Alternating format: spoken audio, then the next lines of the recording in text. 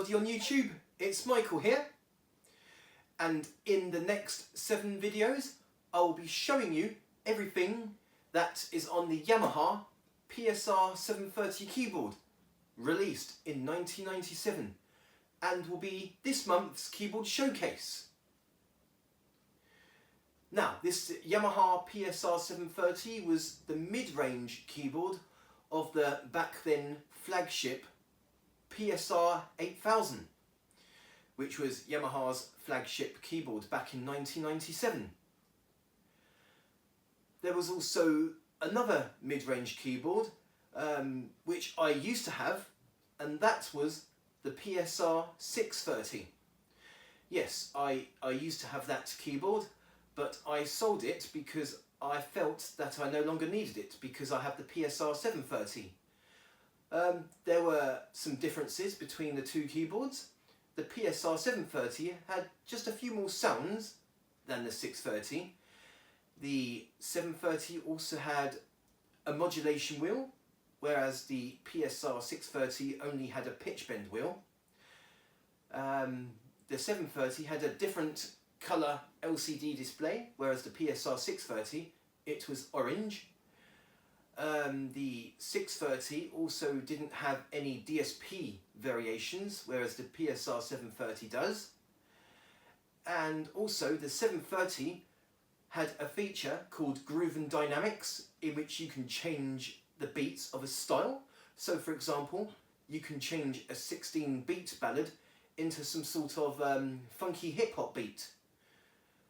So those are just a few differences of the PSR-630 and 730. Now, with the PSR-730, I was given this keyboard from work back in September 2010. I'm guessing that it was probably one of those insurance jobs, so I was given it. Hopefully, yeah, you can see that, well, you'll see on this video that this keyboard isn't in the best of conditions, but it still works regardless. When I first got given this keyboard, some of the keys didn't work. So yeah, some keys didn't work, some keys worked, and some keys that don't work sometimes, and vice versa. But I've already sorted the key problem out, so I've got all the keys to work. Yes, this keyboard, it's not in the best of conditions. Like, there are some like cracks here, which I have covered up with duct tape or gaffer tape. There are a few scratches and that, but it all works, so I don't mind, because I was given this keyboard. And that is why I sold the PSR-630 that I used to have. I bought the PSR-630 back in October 2006, and then this one was given to me back in September 2010. Though there is one thing that doesn't work anymore on this keyboard, and that is the floppy disk drive. Yes, over time the keyboards that have floppy disk drives, they tend to no longer work over time. But that's okay, because if I wanted to, I can change it. So yeah, that's a little bit about the PSR-730 with the PSR-630 along with the flagship PSR-830. Now, with the videos I'll be doing on this keyboard, first of all, there will be a tutorial video of this keyboard, which will be this video. The next video will be showing the 227 panel voices, and then the next 2 videos after that will be showing the 480 XG voices, which will be altogether a total of 707 voices on this keyboard.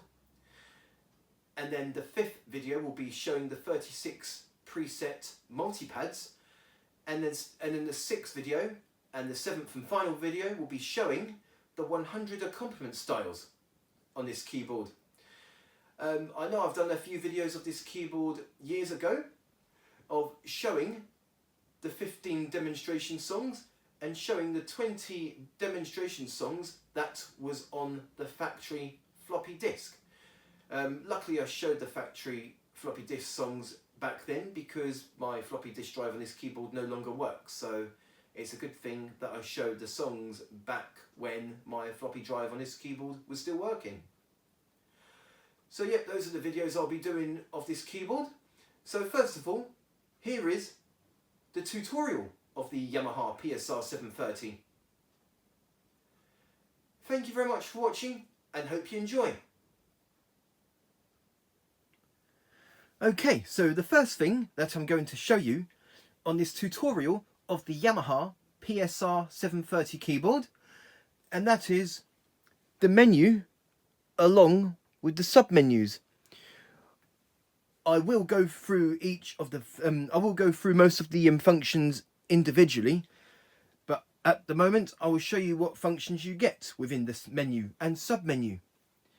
Now, before I start this tutorial, just like I said at the first when I was doing the commentary on this video at the beginning, that the floppy disk drive on this keyboard no longer works. So unfortunately I can't show the functions of the floppy disk or how to record a song, because in order to record a song it needs to be saved directly to floppy. So you know, this keyboard doesn't have its own built-in user section in which you can store your own songs, unfortunately. I would have loved to show you how to record songs on this keyboard, but I can't as the floppy drive doesn't work. Okay, so just going through the menu and sub-menu. First of all, we have disk. So you get load from disk, hopefully you can see on the screen there. Load from disk, save to disk, format disk, disk copy, song copy, delete file. So those are that's the disk menu and disk sub-menu, which unfortunately I can't use because the floppy disk drive doesn't work. And then we have the multi-pads. We have the multi-pad bank, and then we can choose to chord match bank pad 1, pad 2, pad 3, pad 4. So those are the multi-pad menu and sub-menu. I will be going through the multi-pads later on in this video, and also how to create your own multi-pads. And then we have registration memory. There's the registration memory bank where we can change the banks here. You have altogether 32 banks of registration memories with these 4 buttons, giving you a total of 128 registration memories on this keyboard. And then with the sub-menu, you can change the registration memory name. So that's it with that one.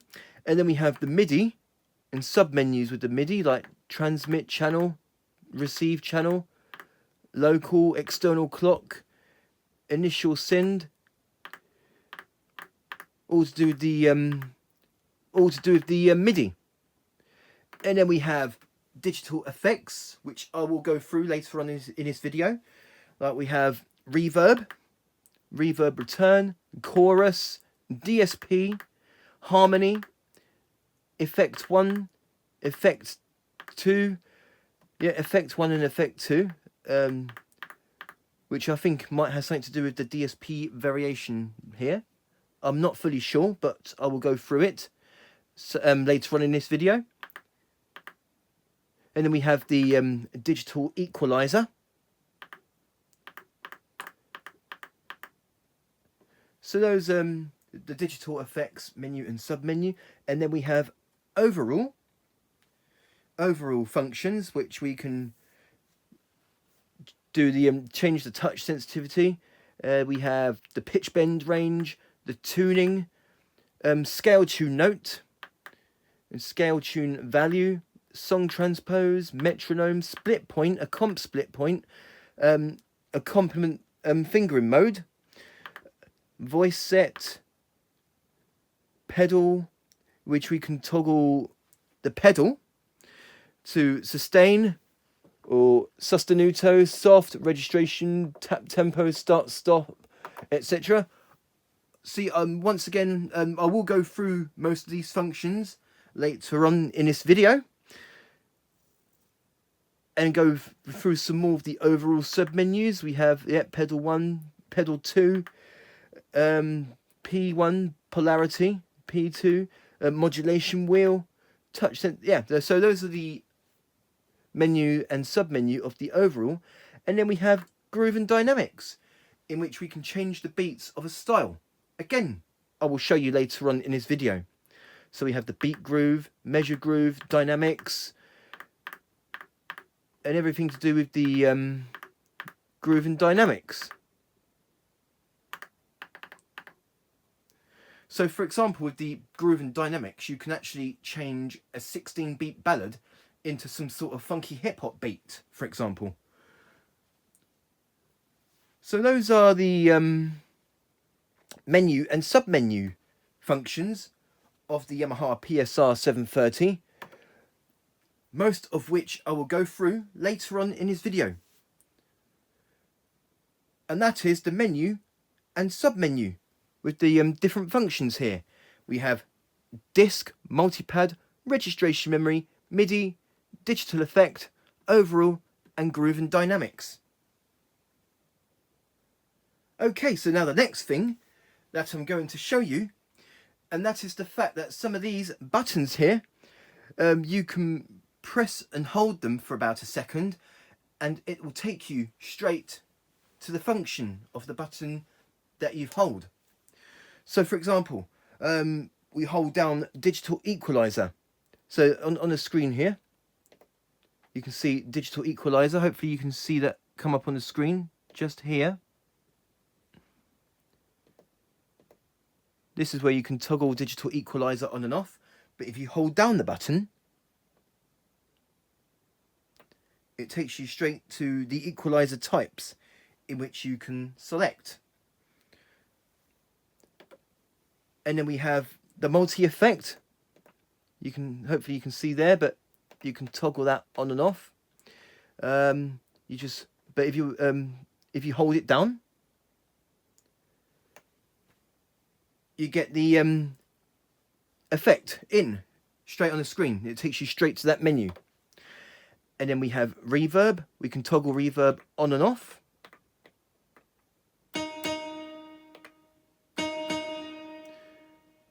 Hold down the reverb button and it takes you straight to the reverb type in which you can change the reverb types. Again with the harmony.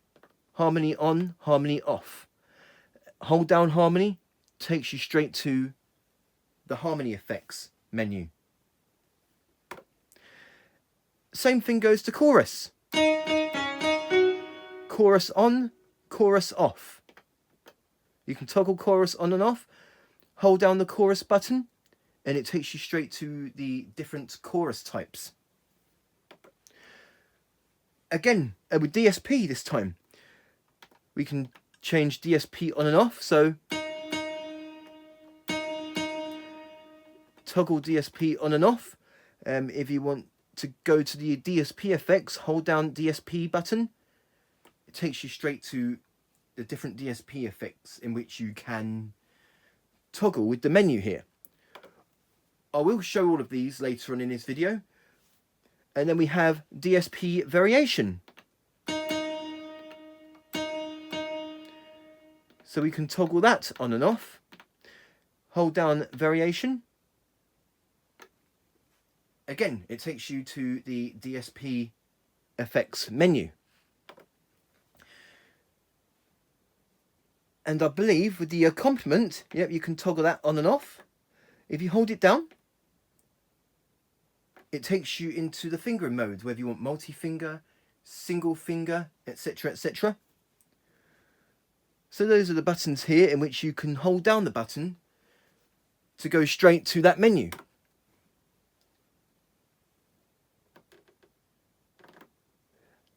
Okay, I believe the split voice and dual voice buttons here. Again, I will show these functions later on in this video.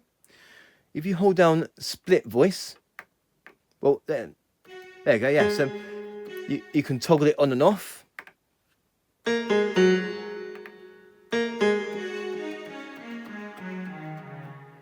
But if you hold down split voice, you can change the voice of the left hand. Let's just get out. Let's just get out of that if we can. Okay, and now for the Now for the dual voice, again, you've got piano and strings. You can toggle that on and off. Hold down the dual voice button and it takes you straight to the menu in which you can change the dual voice. So we just get out of that. Okay. I believe there's 1 or 2 buttons that you can... I think the multi-pad is obviously the stop button if you want to stop the multi-pads from playing. But if you hold down stop, it takes you straight to the menu in which you can change the multi-pad banks. And I think... Oh no, Groove and Dynamics as well. Hold down Groove and Dynamics. Let me just show you that one really, really quickly. So,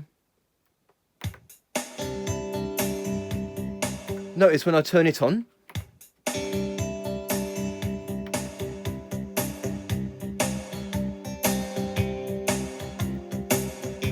it changes the beat of the style. But I will show that properly later on. But if you hold down the Groove and Dynamics button here, it takes you straight to the Groove and Dynamics menu. Now I'm going to check and see if there's any more buttons in which you press and hold. Nope, not that one. What about, let's see here, memory.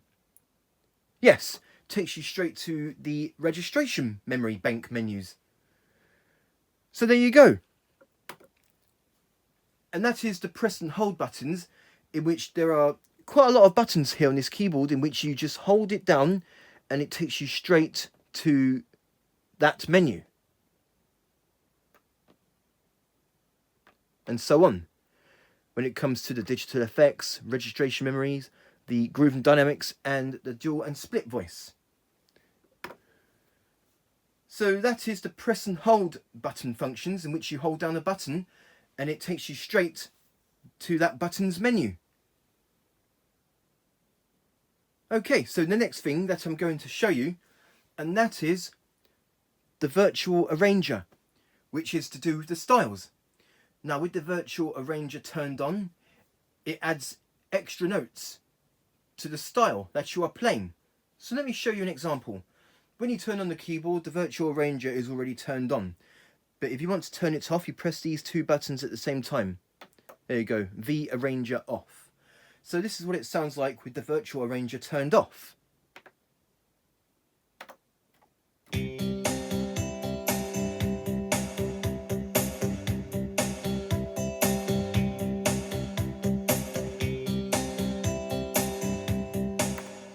And now this is what it sounds like when the virtual arranger is turned on, using the same note, C. Oh.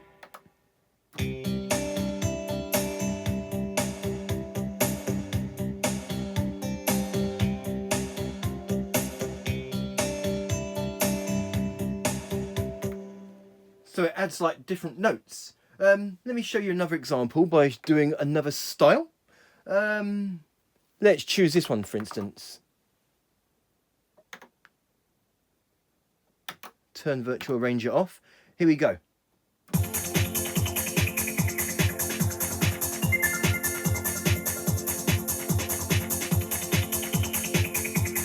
Now what it sounds like with virtual arranger turned on.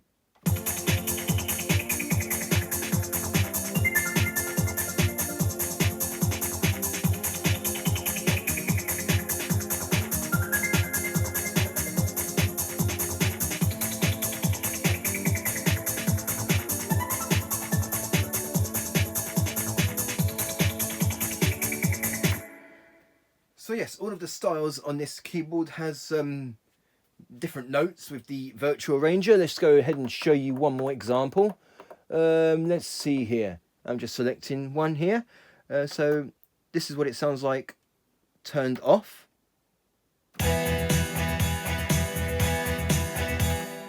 Now what it's like turned on.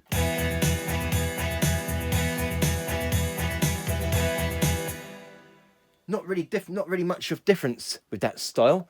Let's go find another style in which we can really hear the difference. So virtual ranger off.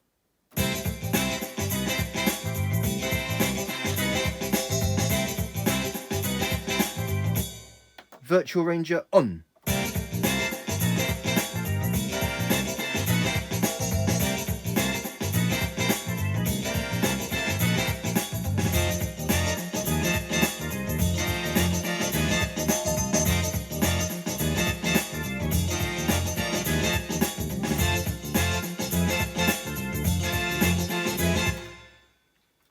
So there you go, and that is the virtual arranger, in which you can have it turned on so that the style will automatically give like different notes of the chords that you are playing. Okay, so the next thing that I'm going to show you, and that is the one touch setting.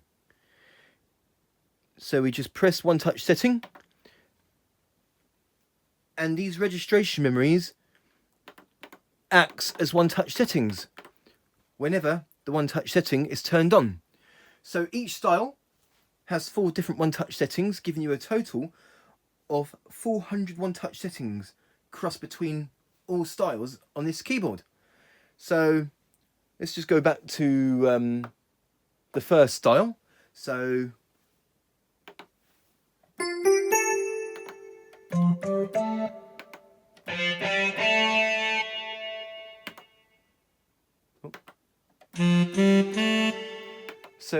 registration memory or one touch setting button 1 and 2 is for variation A, and then 3 and 4 is for variation B.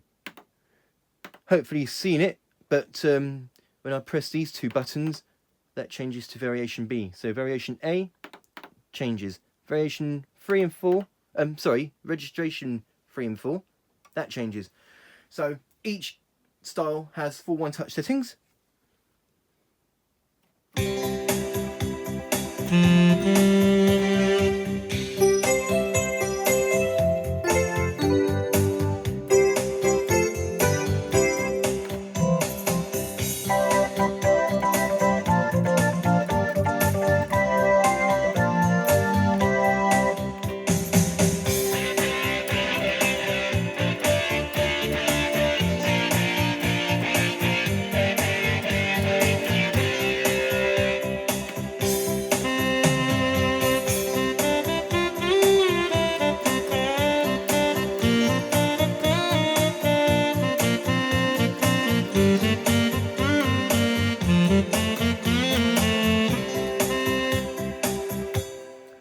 So those are the 4 one touch settings on that style. So let's just do another example. So let's just take this one, for instance, style number 6, different one touch settings.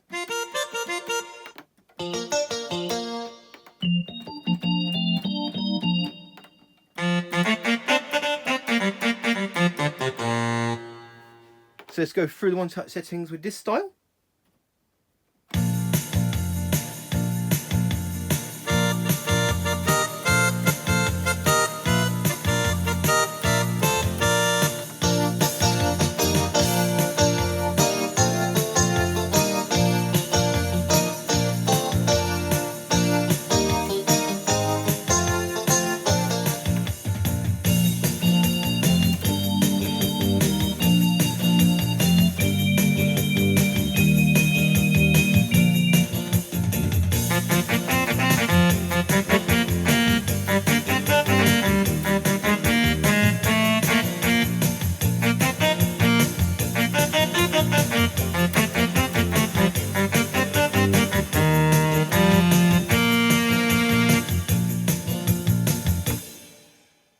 Let's go for one more style example. Let's just take, say, this one for instance.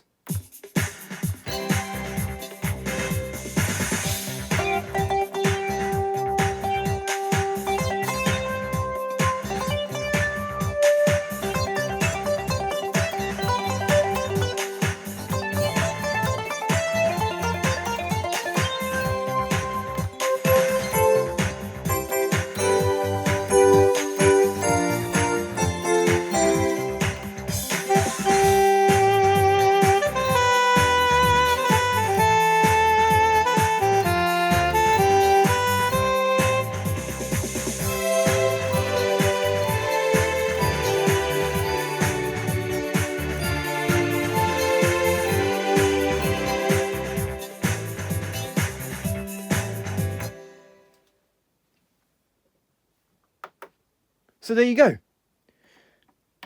And that is the one-touch settings, in which you press this button, one-touch setting, and the registration memory buttons here will act as one-touch setting buttons.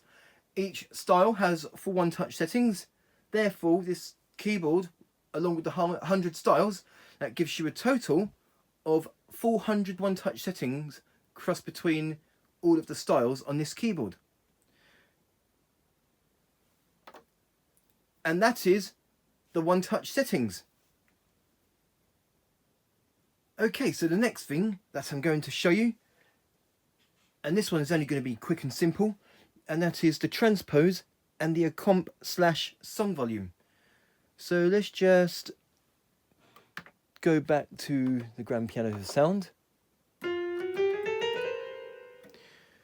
So first of all, we have the Transpose, in which we can transpose the keyboard. It goes up to 12.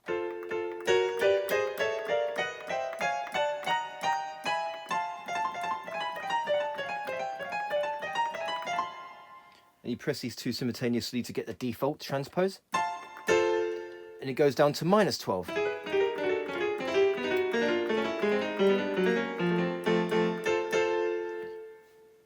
So that's the transpose. And now we have the Accomp / song volume.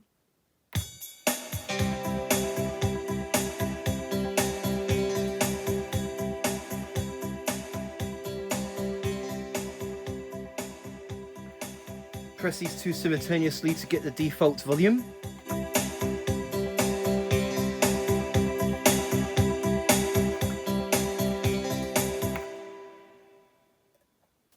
And now with the song, because it also works with the song as well.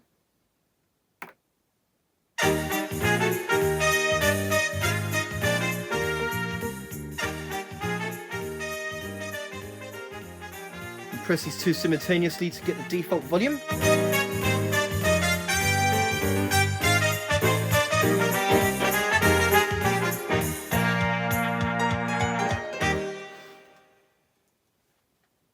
So there you go, and that is the Transpose and the Accomp / song volume. Okay, so now the next thing that I'm going to show you, and that is the revoice, in which each part of the style can be revoiced. So first of all, we better make sure that we select style, and then we can press revoice, and each part can be revoiced. So I will show that to you.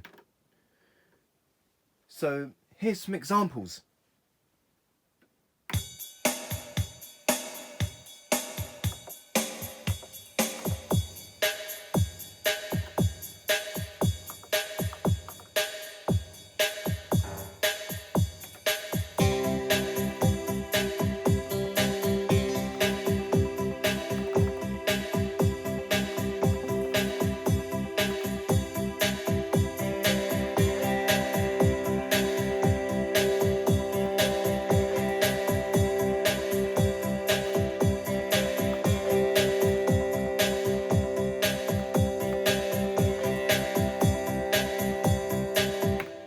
Okay, let's do another style. Let's get out of there. So let's just take this one, for example. We can like revoice the parts on this one.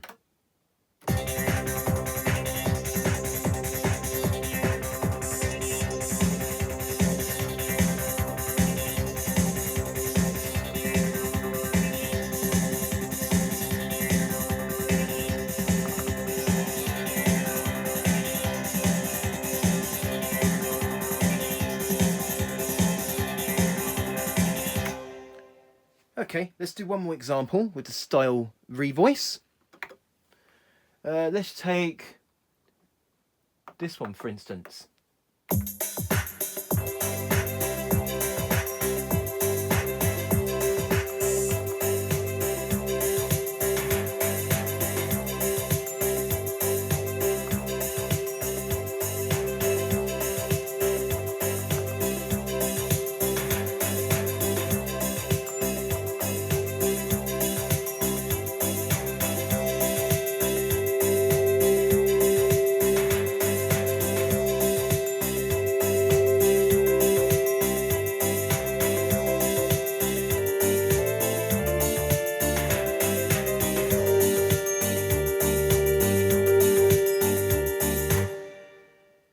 And in order to go back to the default voices of the styles, you just press these two buttons here of whichever channel you have got selected to put it back to the default voice of that style.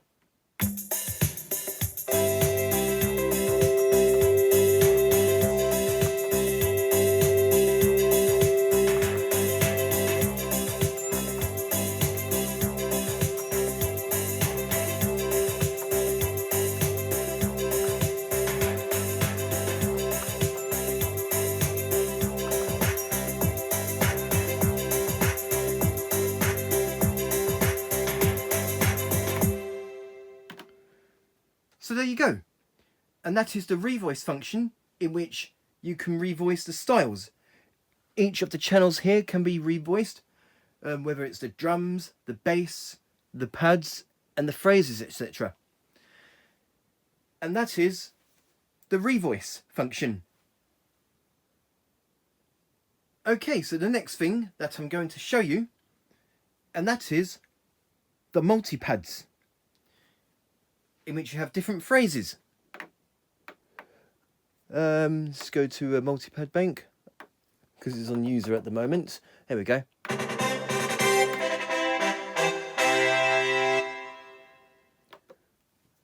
Okay, so those are the multi-pads. As I showed you on the first part of the video, you hold down the stop button, it takes you straight to the multi-pad menu, as well as going through the menu and sub-menu, doing it that way as well. So the first menu of the multi-pad, we can change the banks. Let me just turn up the tempo a bit.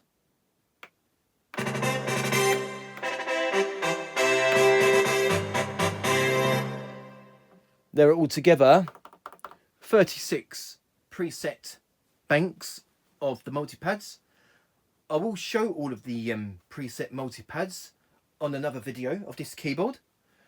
And then we have 4 user pads, 4 user banks in which you can create your own multi-pads, which I will show you later on in this video. So here's some examples of the presets.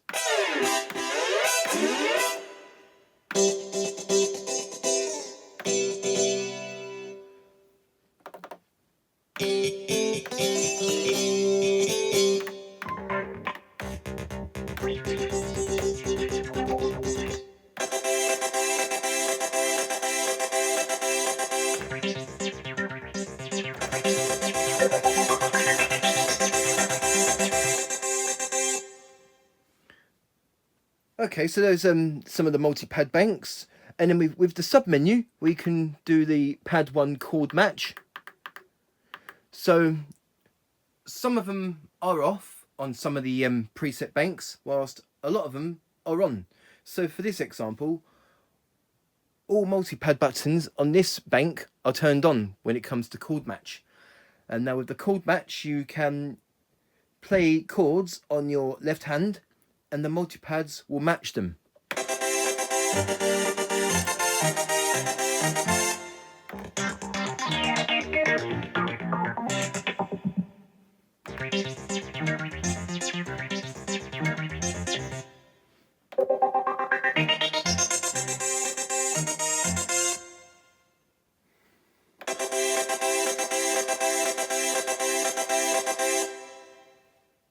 And I'm going to show you them, you can toggle them off. So now I'm going to turn all of the pads off when it comes to chord match. So it doesn't matter what chords I play on my left hand, the multi-pads won't match.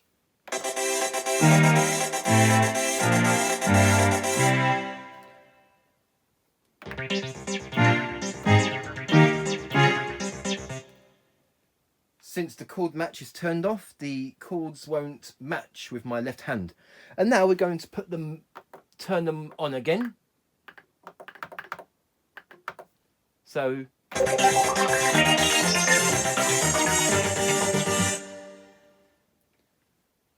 that's the chord match. Let's just do another example. So I'm going to select a different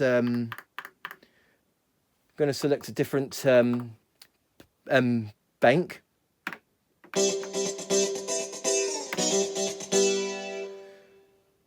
And for this instance, again, they're all turned on. So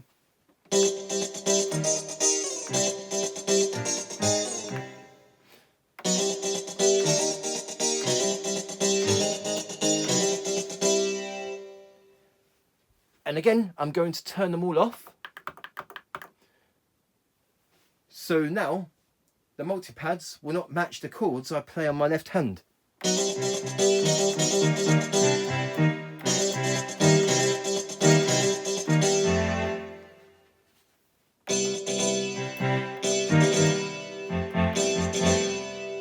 Okay, so now I'm going to turn them all on again.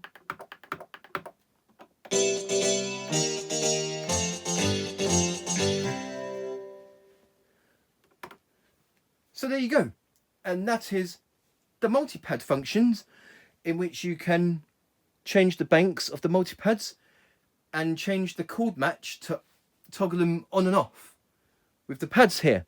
When the chord match is turned on, the multipads will match the chords that you play on your left hand if the accompaniment is turned on. And if they are turned off, and then the chords won't match with your left hand, depending on which button you have turned on or off when it comes to the chord match. So that is the multipad functions. Okay, so the next thing that I'm going to show you, and that is the keyboard's split voice and dual voice, in which the split voice you can have a separate voice on the left hand side, and with the dual voice you can layer another sound on top of the main voice. So here's an example. We'll turn on a dual voice, and we've got grand piano at the moment.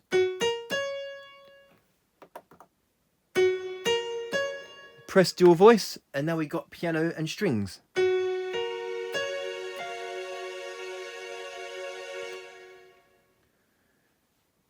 And then with split voice, we play this, and we press that button rather. And then we have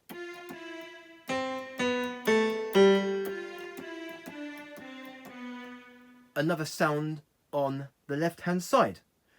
Now, there are two ways in going to the dual and split voice in which we can change the different settings and changing the voices. We can simply do that using the menu buttons here.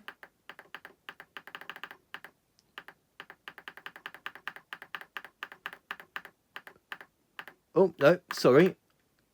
I was wrong on that. But that's okay, because you just hold these down. Hold down dual voice, and that's where we can change the dual voice. So we've got strings, or maybe a koto.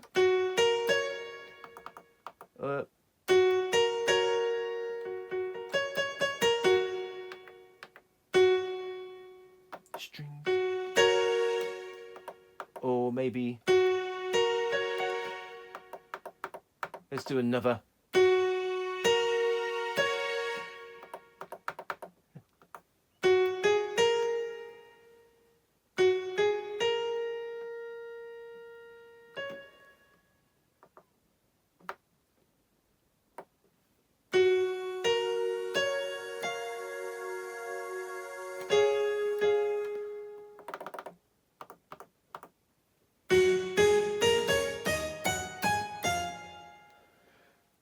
And here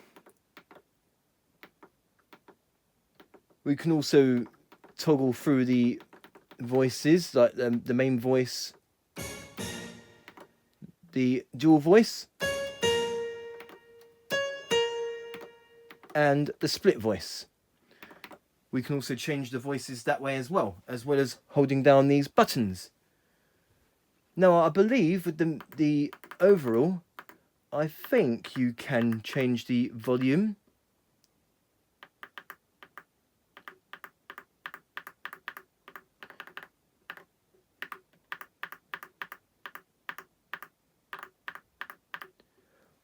I know that somewhere you can change the volume of the dual and split voice.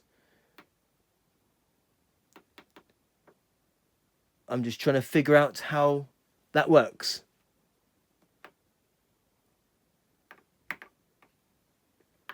Ah, there we go. Figured it out already. You just hold down the dual voice or press that button to get the dual voice. And then with the sub menu, because you have a sub menu with those as well, this is where you can change the volume, the octave, the pan pot, the reverb, chorus and DSP and depth, etc. So I'll show that to you. So we got orchestra hit. We can turn that right up. Though we can't really hear the piano. So and we can change the octave.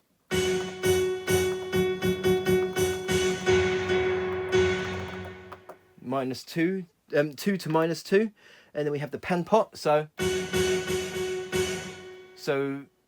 when it's +7, you can hear it on the left-hand side of the speaker. Sorry, the right-hand side of the speaker.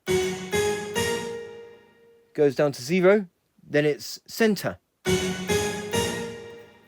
If you go down to -7, it would only hear from. You can only hear it from the left-hand side of the speaker.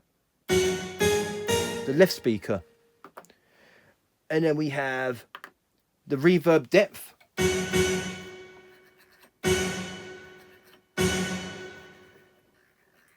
It goes down to 0. I believe that would be no reverb.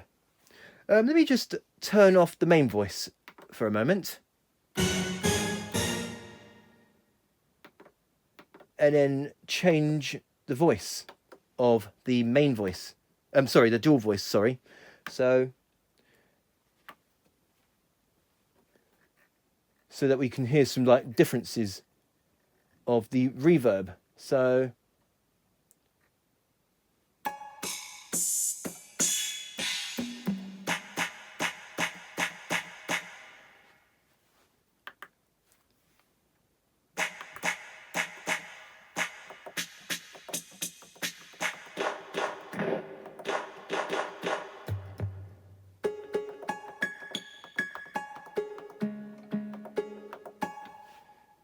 change the pan.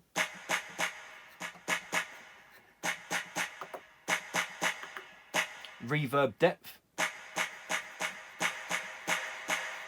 There we go. We can really notice that now. There we have the chorus depth.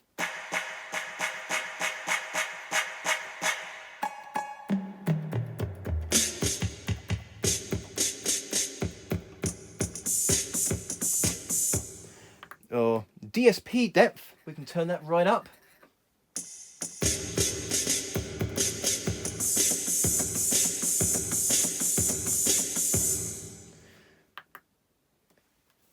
So those are the sub menus with the dual voice. So we can now turn on the main voice.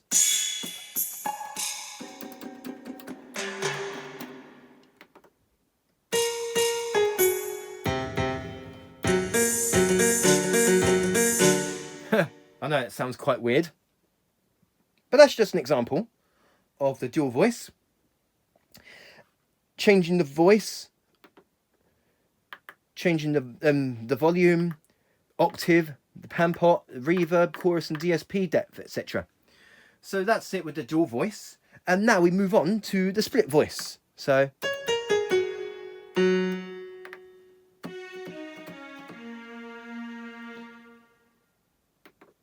okay, now the split voice or the left voice is on strings. Let's change it into something else in which we can really notice the different depths and differences that I've done.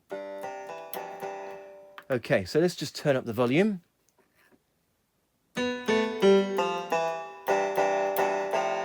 Okay, I'm going to change that octave. There we go.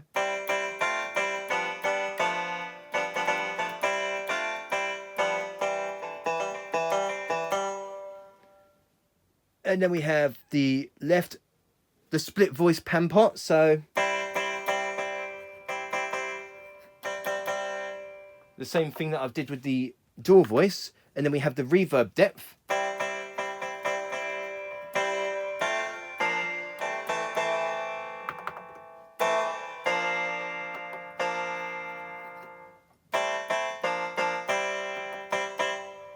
And the chorus depth.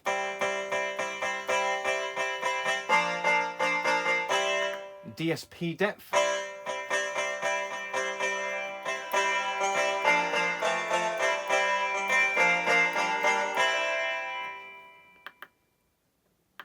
And also another function within the split voice, although it's not a sub-menu for the split voice itself, we have to go to the overall function for that, and we need to go to, if we can get it, we can go, there you go, split point.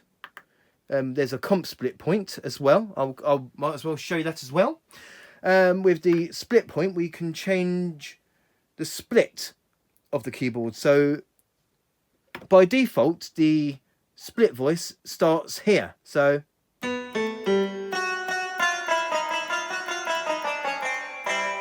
it starts here. We go back to the overall, and then we can actually change that, say up here. So we got an octave higher. So now the split voice starts here.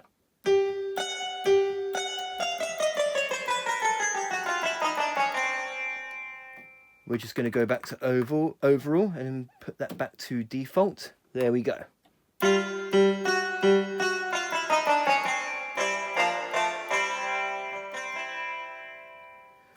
Okay, so that is the functions of the dual voice and split voice, and changing the different voices of those split voice and dual voice, changing the octaves, the reverb, chorus and DSP depth.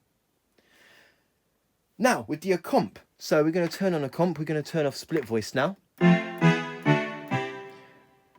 We can change the split voice of the Accomp as well. So there's split point, in which we can change the split voice's split point. And now we have Accomp split point. So the Accomp originally starts here, just like with the split voice. And then hopefully you can see on the screen, but every time I press these keys, that indicates, and that's where the split is. So we get out of that. I've now made the Accomp split point go all the way up here.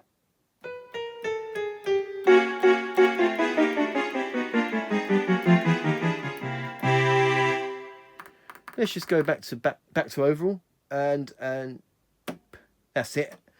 Put that back to default. So now the Accomp split point is back where it originally was. So there you go. And that is the dual voice and split voice function, in which you can change the voice, reverb, chorus and DSP depth, and change the octave as well. The split voice with the same benefits, except you can change the split voice split point as I showed you, and I've also showed the accompaniment style split point as well. So that is the dual voice and split voice.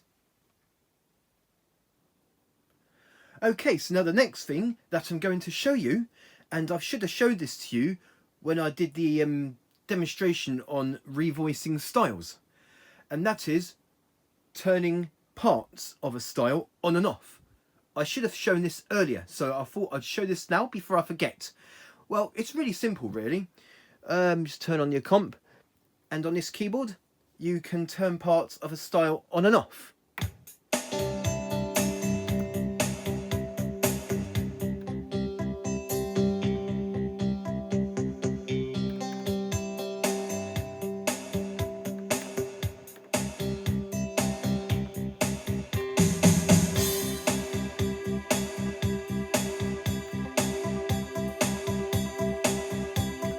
Okay, let's do another example. Oops, wrong one. Should have selected style. Anyone will do.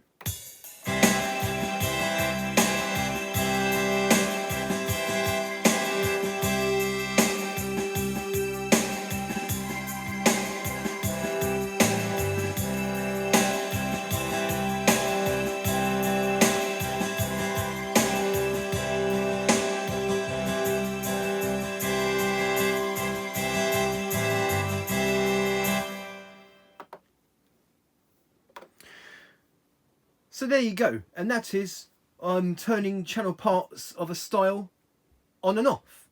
There are 8 channels for the style. We have the rhythm 1 and 2, we have the bass, chord 1, chord 2, pad phrase 1 and phrase 2. So that is turning parts of a style on and off. Okay, so the next thing that I'm going to show you, and that is registration memory, in which you can create and store your own settings for future reference. So let me just show you a bit about the registration memories. These buttons here, you can toggle between the banks of registration memories. There are 32 banks in total, giving you a grand total of 128 registration memories, because there are 4 in one bank. So 32 times 4, so you can create and store 128 different settings. So I will go through that with you. And also, as well as pressing these bank buttons, if you hold down memory, that also takes you to the banks. And then we have sub-menus for the registration memory as well, where we can rename our registration. I will show that to you later. Okay, so for this example, I am going to fill up one bank of registration memories. So 4 buttons, each will have different settings. So first of all, we're going to select our style. We're going to turn Accomp on, and I'm going to turn off Virtual Arranger, and then we're going to select a style first of all. So maybe this one.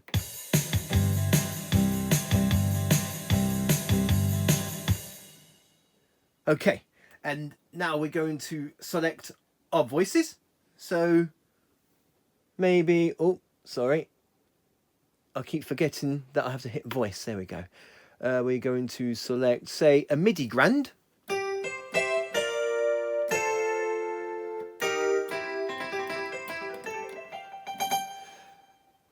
And we are also going to do a dual voice. Let's hear what it will sound like now.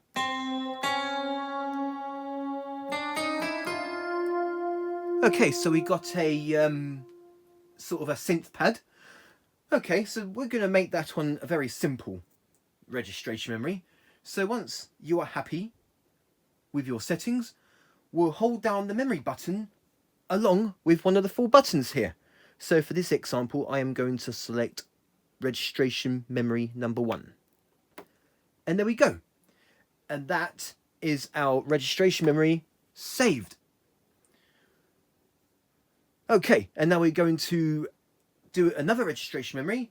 We're going to do a few more differences this time. So what we're going to do is that we are going to select our style. I think this one, we're going to select this one here. Hopefully you can see the screen. Should be able to. We're going to select variation B. And this time I'm going to turn the tempo down slightly.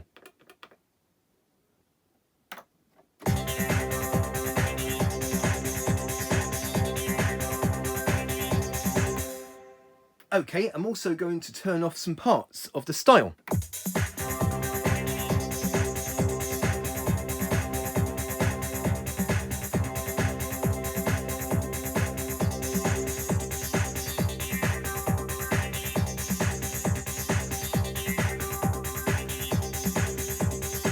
Okay, and now we're going to select some voices. So, oh, I've done it again. Okay, I'll have to go through this again. I do apologise. Okay.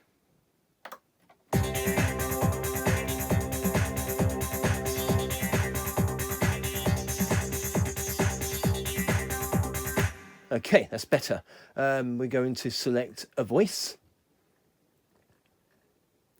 Trying to find a synth voice.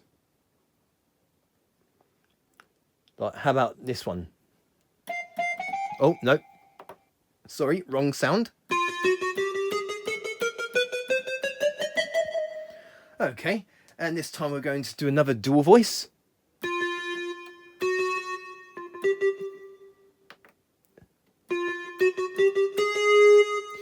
this time we're actually going to revoice the dual voice.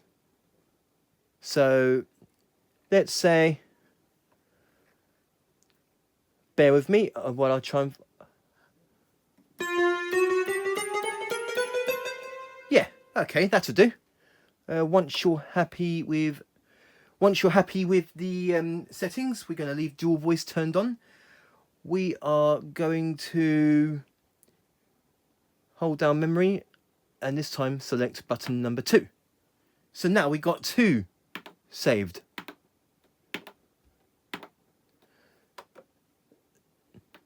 Okay. So yeah, we got 2 registration memories saved. Okay, so now we're going to do a 3rd registration memory. We're halfway into filling up 1 bank of registration memories, and now I want to do some different stuff. So let's select another style. It doesn't really matter which one. We're going to select some more sounds.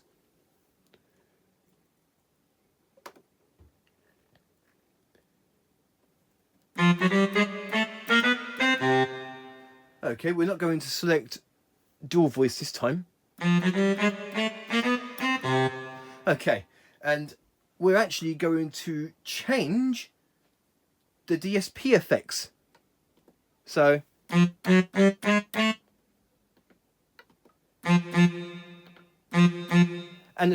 we're going to select variation as well for the DSP. So here's the difference. DSP variation. We're going to do a different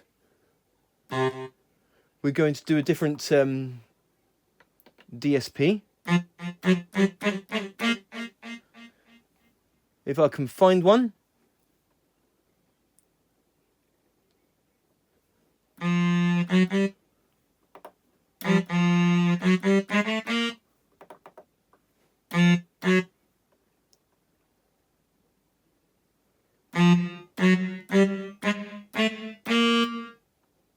Variation. There we go. Yeah, hopefully you can hear the difference. We're also going to change the reverb. And I think this will affect the rhythm. So let's change it into hall full. There we go.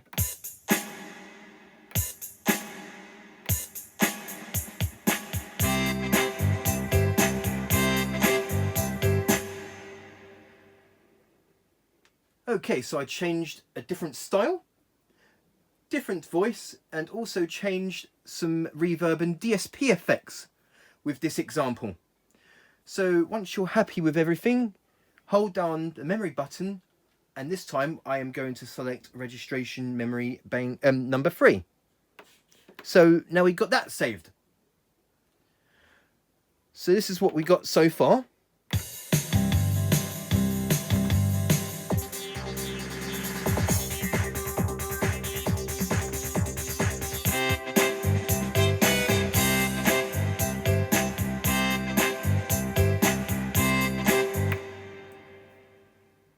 Okay, so we are going to do one more example of the registration memory. We're going to do something for button number 4. And then after that, we will have filled up an entire bank of registration memories. So first of all, we're going to do yet another style. So we're going to select this one. Maybe and do variation A this time. We are going to put the tempo up slightly.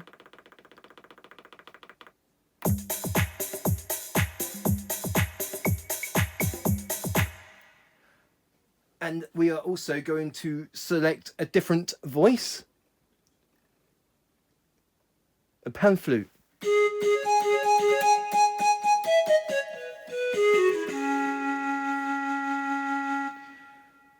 We're also going to turn parts off, on and off of the style.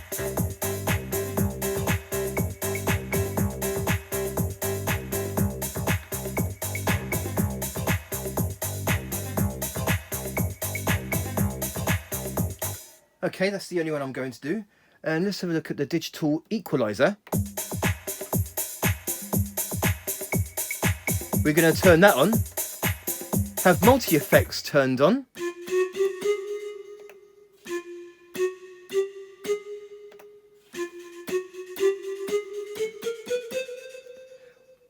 And we're also going to have harmony turned on.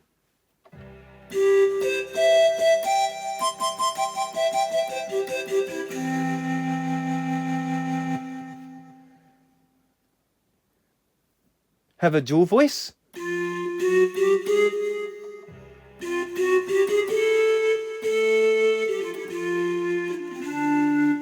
We're also going to change the dual voice. So maybe...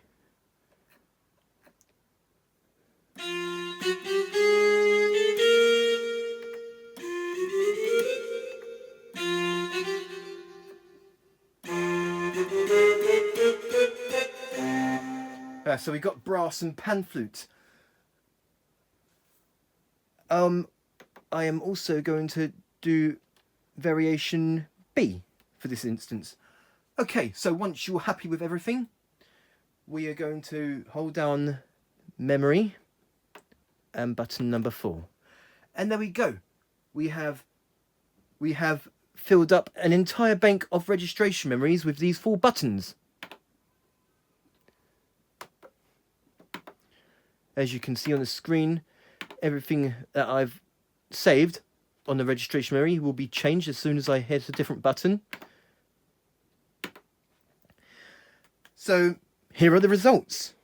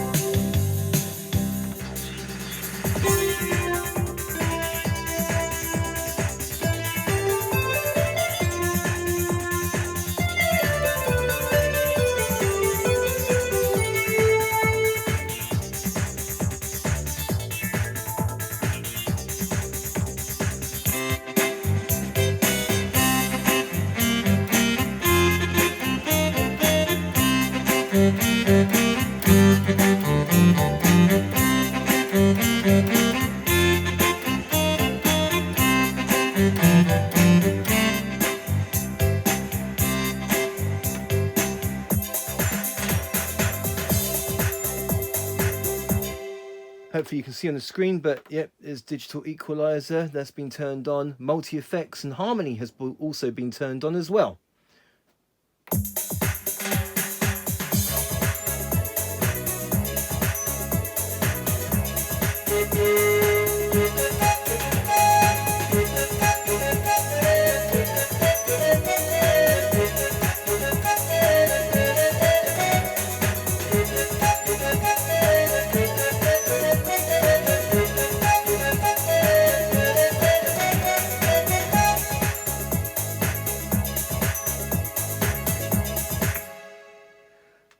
So that's our entire bank of registration memory saved. Now if we go to bank, so there's nothing on bank. Yep, there's nothing on bank 2. But on bank 1, we've got our registration memories that we have created. Another thing that I want to show you within the registration memory, that it has a submenu. So bank 1, submenu, and this is where we can rename our registration memory. So I am going to go ahead and rename my registration memory. So for this instance, because I am demonstrating how to set registration memories, I am going to go ahead and call this one example.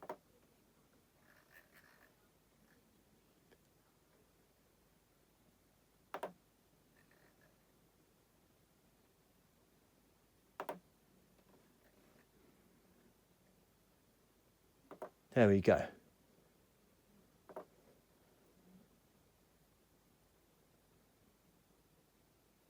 go. And that's the name of our registration memory. So let's just get out of that. There we go. Example, because this is an example on how to save registration memories. So there you go. And that is the registration memory function, in which you can create and store your own settings for future reference. There are altogether 32 banks in total on this keyboard of registration memories, each bank containing 4 registrations you can save, giving you a grand total of 128 registration memories in which you can create and store. So that is the registration memory. Okay, so the next thing that I'm going to show you, and that is the digital effects. So on this keyboard you have all sorts of different digital effects. We have the digital equalizer, reverb, chorus, DSP, and each DSP type has its own variation, multi-effect, and harmony. So I'm going to show that to you. Okay, so first of all, we are going to do digital equalizer. So you can toggle, hopefully you can see on the screen here, but you can toggle equalizer on and off. So here's with the equalizer turned off.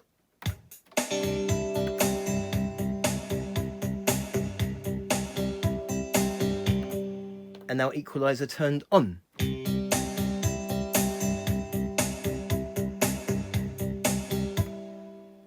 Oh, no, there's not much of a difference, but there are different equalizer types we can select. So we're going to hold down the equalizer button and it takes us to different equalizer types.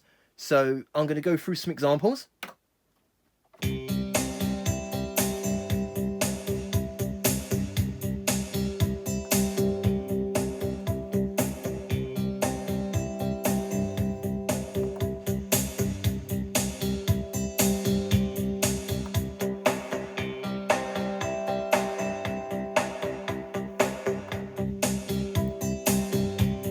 So within the presets, there are 5 different equalizer types to choose from. But if we go to the sub menu, we can also change the gain, the low gain, the low mid gain, high mid gain, and so on with the equalizer. So the low gain, I'm guessing, is the bass, because as I turn it right up, you can hear more bass with that drum. It goes down to -12 as well.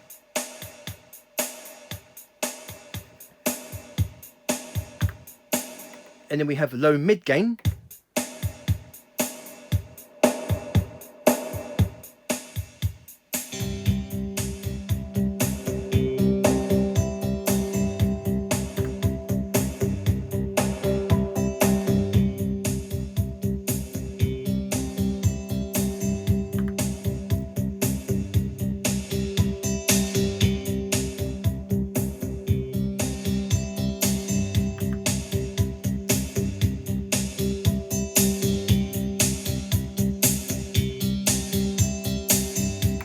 So you can change the equalizers, and because I've changed the equalizer type, it comes up saying user, so you can actually save that equalizer type to user types.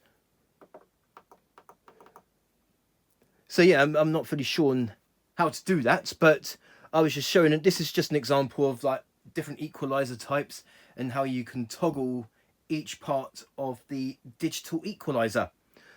Okay, so that's the digital equalizer, and now we're going to go through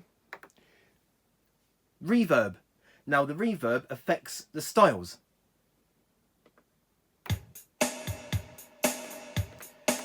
Yes, as far as I know, the reverb affects the styles, because as I change them,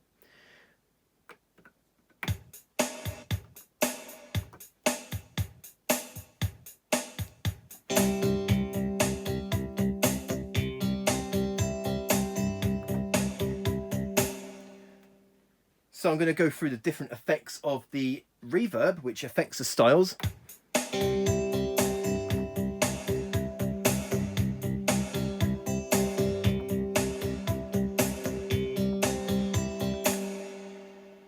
I just do the drums because you can really hear the difference.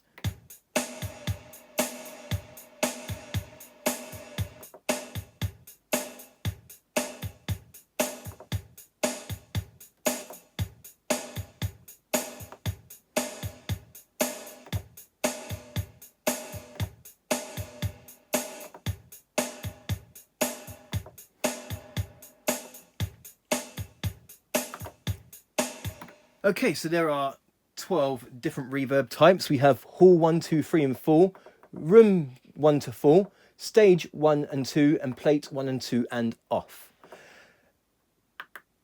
And also within the reverb, we can also change how the reverb works when it comes to the echo. So we turn on the reverb. So we're going to have it onto hall 4. And using the reverb sub-menu, we can change that reverb. So there's no reverb. It goes up to 127, where there's loads of reverb.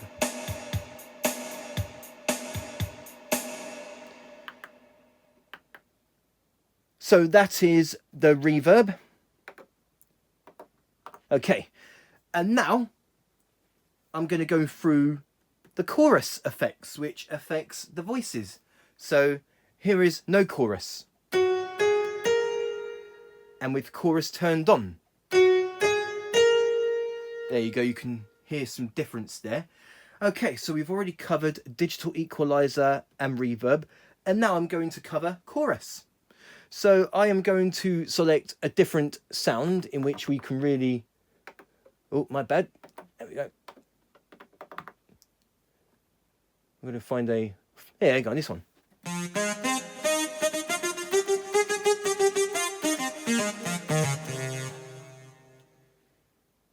So we're going to have chorus turned on.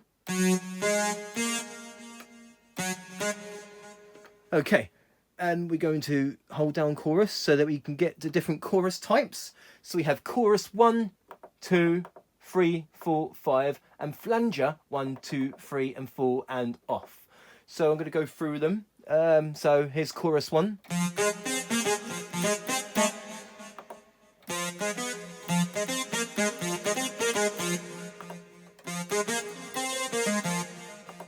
Or how about chorus 5? Maybe put it up. There we go. Okay, let's just go back to chorus. Okay, so now we're going to go through some flanger effects. How about... There we go. You can hear more of a difference with the lower keys.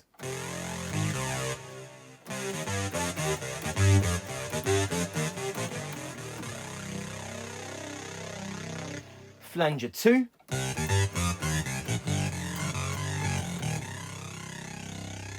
Flanger 3.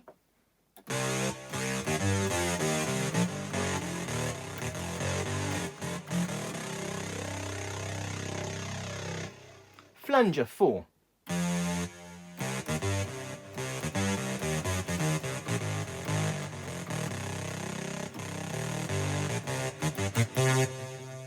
I think my favourite one for the flanger effects, I quite like flanger 3.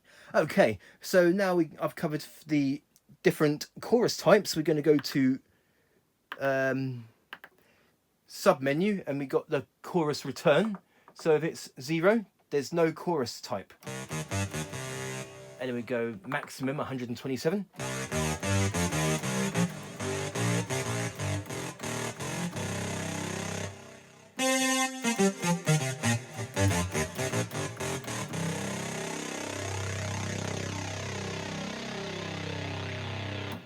That's some pretty cool effects. Okay, now I have covered digital equalizer, reverb and chorus. Now, moving on. DSP. Now, DSP affects the voices. So, here's the DSP now. And here's the DSP turned off.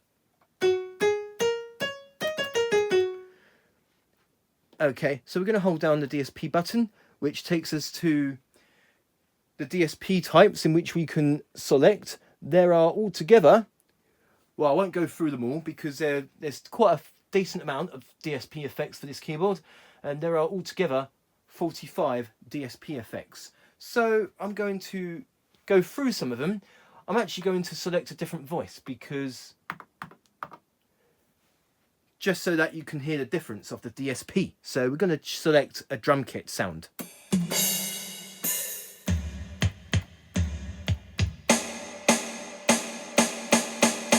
Okay, so we're going to select a few DSP types here. So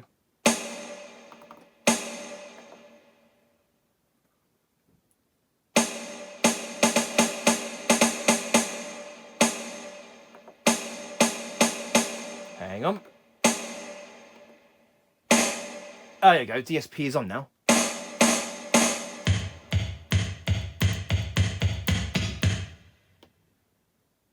Okay. Now we've got DSP off.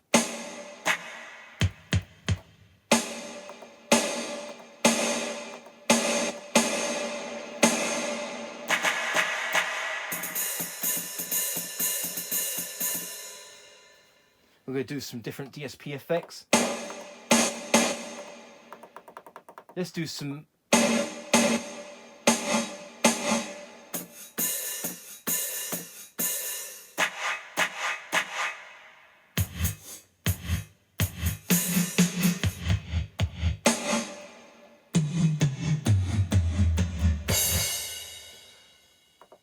we've got some chorus.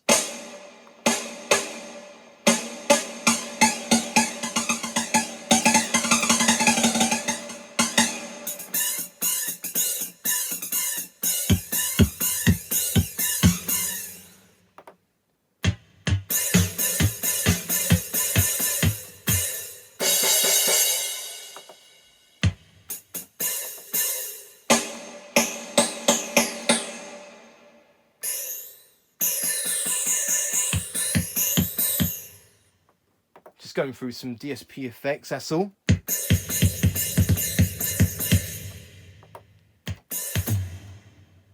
How about some tremolo? Oh, guitar tremolo.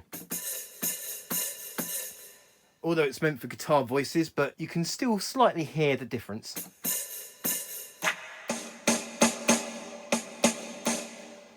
Okay, how about some delay sounds?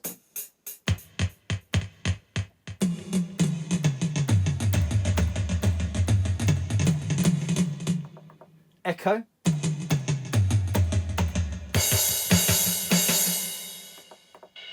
We've got some distortion.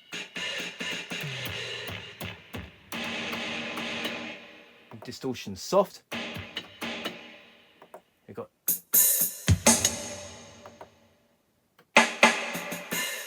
okay, so that's some of the DSP effects. And another thing that I want to show you within the DSP, that each DSP type has its own variation. So I'll show that to you. So we turn on variation and hopefully you can hear the difference. Variation. So we're going to select, say, room 1. Turn on variation.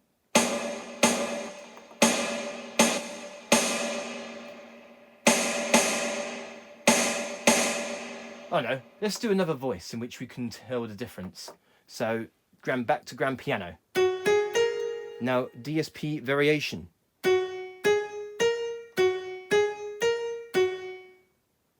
Okay, so variation off. So you can hear the difference within the DSP variation. So here we have a flanger. We're now going to turn on the variation.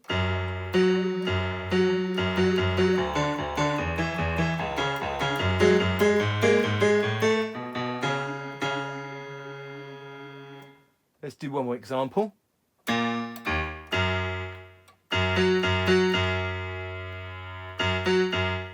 Okay, so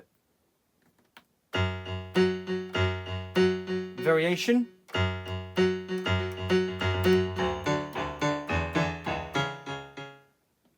So I won't go through them all, but each DSP type has a variation with the DSP variation. Okay, so on top of that, the DSP, it's already on DSP. There's also a sub menu for the DSP as well. Oh, better turn that on. So down to 0 to 127. So we've got the DSP return. Okay, so that's let's just put that back to normal. Okay. Oh, turn it on. And put the DSP. Okay. Okay, so we've just about covered so far the digital equalizer, reverb, chorus, DSP and variation within the digital effects. Okay, so a couple more examples with the digital multi-effects. We just got to show the multi-effect and harmony. Okay, so we are going to select this time multi-effect. So here's multi-effect turned off. And now multi-effect turned on. And then we hold down multi-effect so that we can change the we can change the effect, so delay or it's basically the same as DSP effects pretty much. So I won't go through all the multi effects because they're basically the same as the DSP. So effect in, I don't know what effect 2 is, but I'm just showing an example of the multi effect. You can select either right 1, right 2 or left. So we're going to turn all parts off, on rather. I'm actually going to change that split voice real quick. Okay.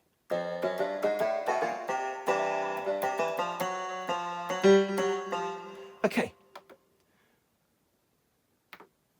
Back to the right hand voice 1. Okay, so we're going to go back to multi effects. So we got the multi effect in right 1. And now we got it in. Let's just change that sound quick.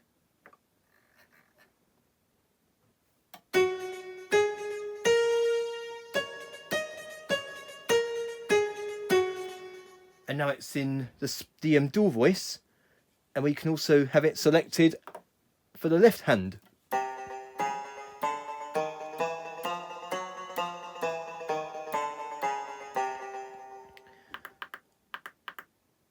We can have it dry or wet, so when it's dry, it's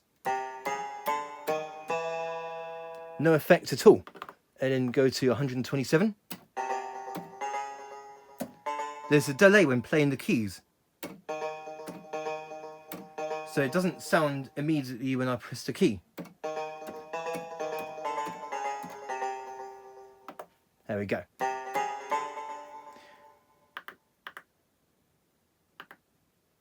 Effect 2. Maybe you can add another effect, but I'm just showing the example of the multi-effect.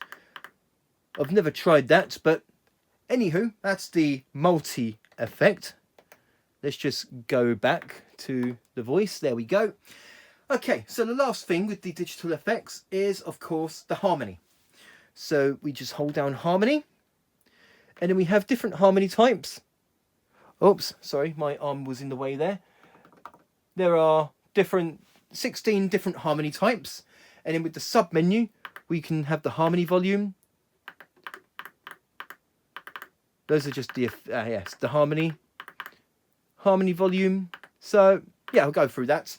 So we've got the forest harmony. Oh, it would help to turn on harmony. There we go.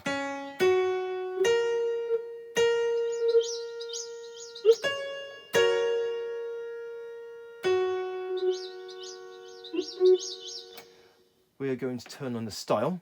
I'm going to turn it down so that you can really hear the different harmony effects. Okay, so we got the duet, the trio,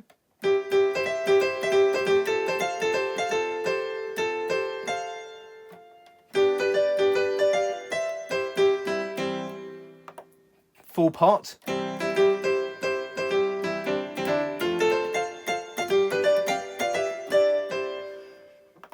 part jazz,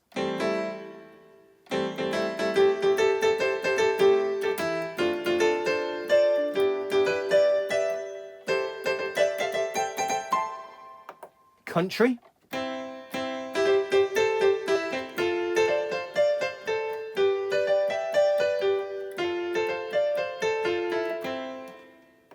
octave,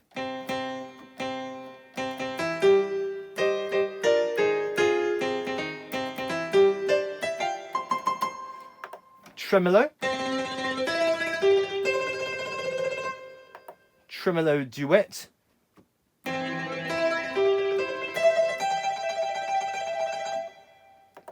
tremolo octave,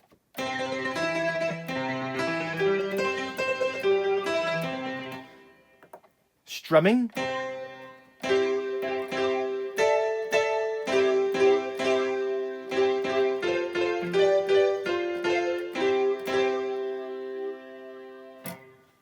the strumming would be preferable used in guitar voices. Okay, trio delay,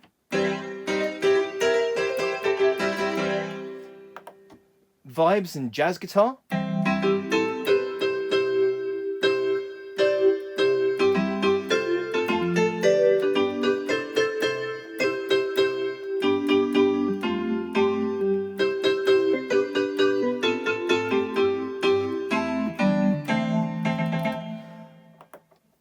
add trumpet and sax,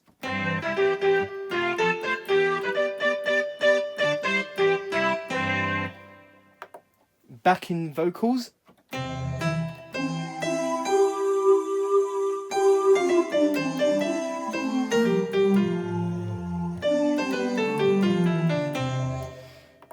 add strings,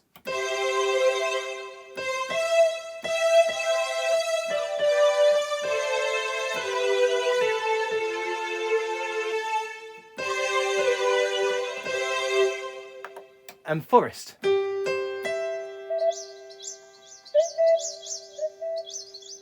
Okay, so those are the different harmony types. So this type,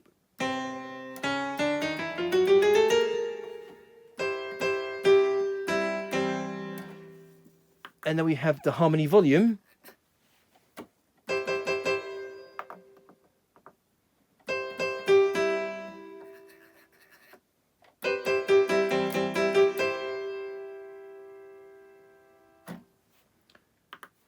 So that's it with the harmony. So you've got 16 different harmony effects to choose from. You can also change the volume of the harmony as well. So you can have it loud or not so loud or just normal. Right, so there you go.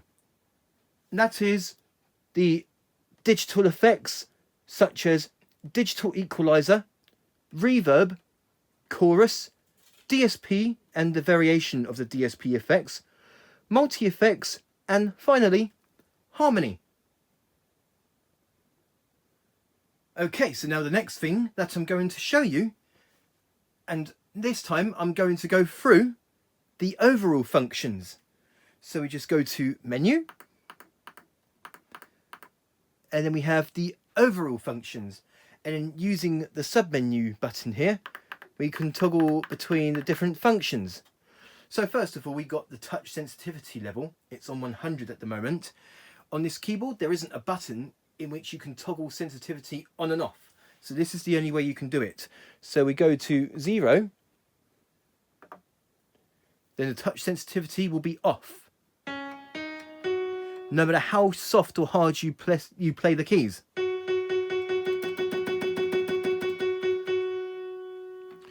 Or you can have it up to 127. in which you have to hit the hardest to get the full-on sound. So that's the touch sensitivity and sensitivity level. And now we have the pitch bend range, in which we can change the range of the pitch bend wheel. I know you won't be able to see the pitch bend wheel in this video. Or 3. Or say 6, or 7 rather.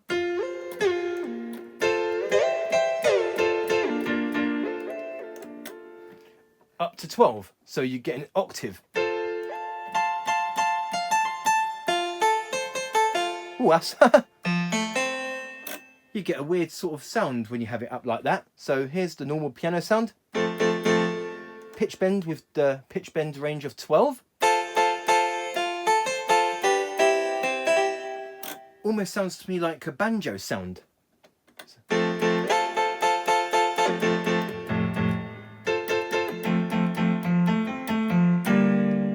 And down to -12, you get a sort of a detuned piano effect.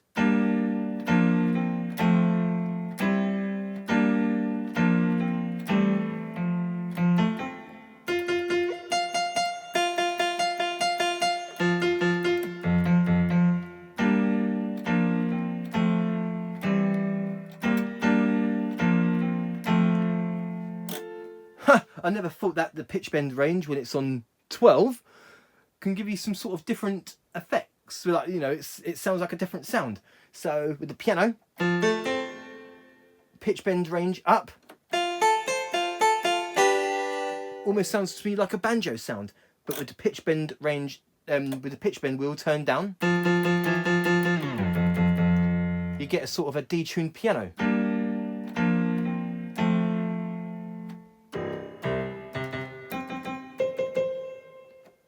How cool is that? Let's see. Let's go on to another sound and see if there's any more voices that has a sort of a different effect. So, let's go back to the multi menu. There we go. So pitch bend range 12.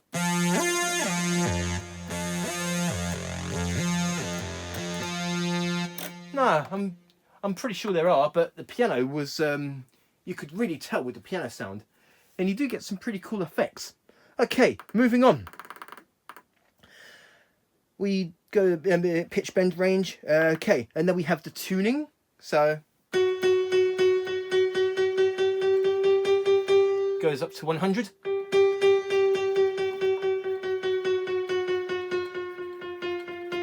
To -100, and press these two simultaneously to get the default tuning. Moving on. Okay, and now we have the scale tune note.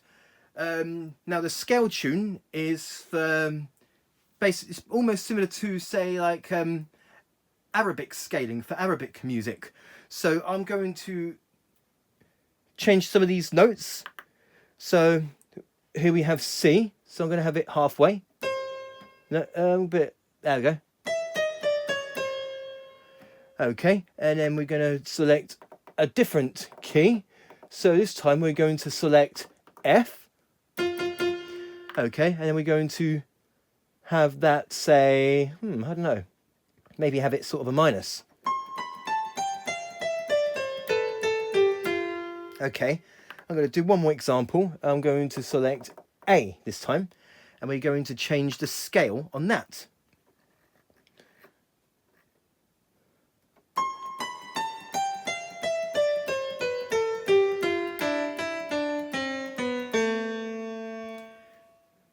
So you can hear that those notes, C, and any other notes that I've selected are slightly out of tune. So this would be ideal for Arabic music. Let's just put those back to normal. Of any notes that I have done.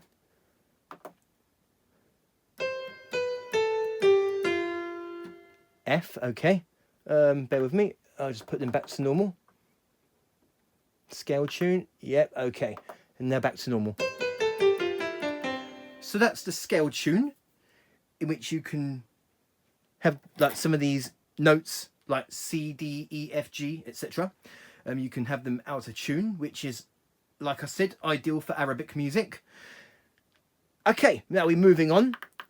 And now we have the song transpose, which acts the same as the transposer here, except it affects the song. So I'm just going to turn the song down a bit at the moment because it's becoming to be quite late at night. Okay, a song transpose. So here's the default of the song.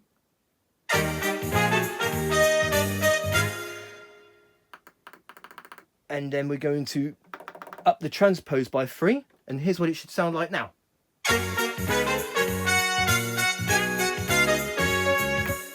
Okay, so that's the song transpose. Let's just put that back to normal. And now we have the metronome. So it's currently off. We are going to turn it on. So whenever you play, say, a rhythm, you can hear the metronome.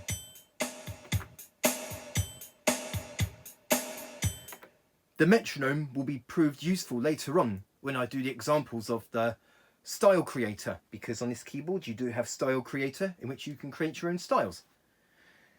Okay, we are now going to be moving on. So that's metronome. I'm going to turn that off now. And we have split point and Accomp split point. I've already showed those earlier on when I was doing an example of the split voice, so I don't need to go through that. And then we have finger mode for the styles. So we have multi-finger, we have single finger, fingered 1, 2, and full keyboard. So I'm going to go through them examples. So we have multi-finger.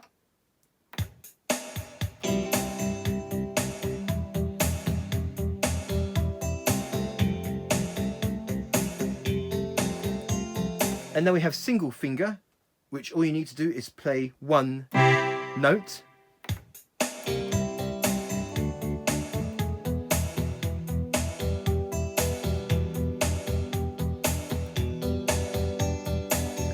So that's the single finger. And then we have fingered 1.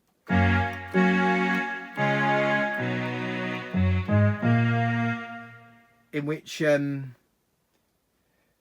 have to play multiple notes, not just one finger. And then fingered 2, which I'm guessing is fingered on bass.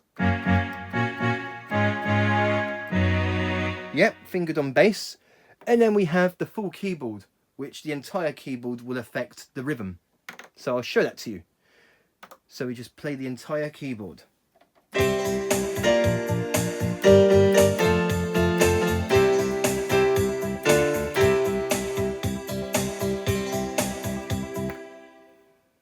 So that's the styles fingering mode.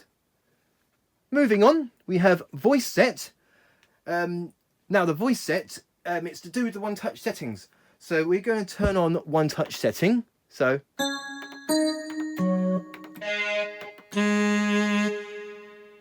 And then when you select a style, so will the one touch setting.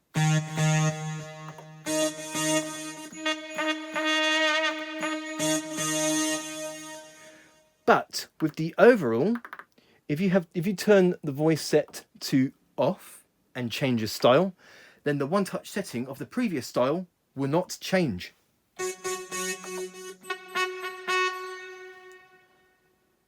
Okay, it just did then, didn't it? Voice set. Okay. Yes, I was pretty sure that's what it's for. But I've already showed the example of voice set on other keyboards. So yeah, that's basically voice set. But if you watch like videos, say like my PSR-730 or the PSR-225 GM, I do go through the voice set and show what it is. So okay, moving on. Okay, we can assign the pedal to some different things. So let's just turn that off, one touch setting.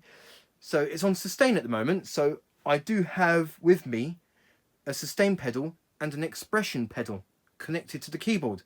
So here's the sustain pedal. Oh, hang on.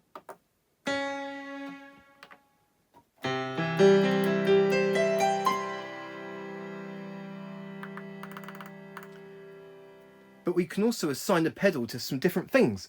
Here we have the sostenuto.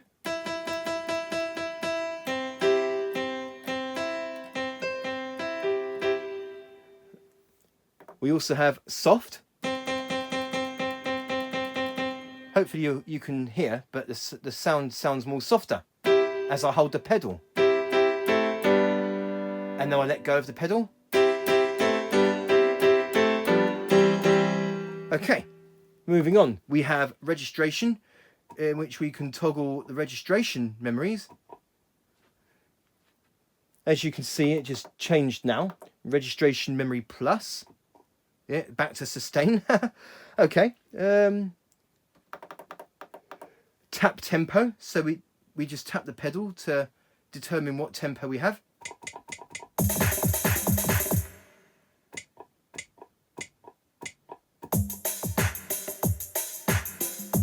So that's the tap tempo with the pedal. We've got some more. We got, as well as the start stop button, we can also do the start stop using the pedal. Okay, and then we have brake, which is for the style. So it gives us sort of a break. So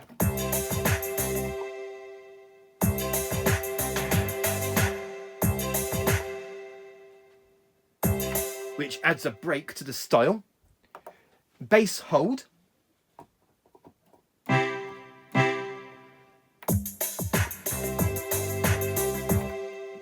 Yeah, bass, I'm guessing that's for the bass voices.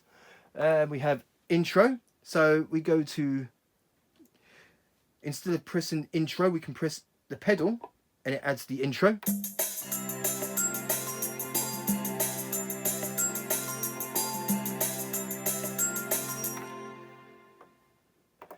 Main variation.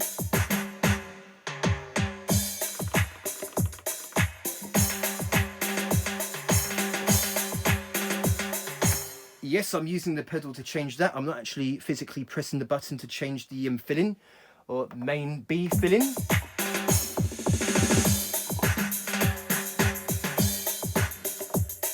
And ending.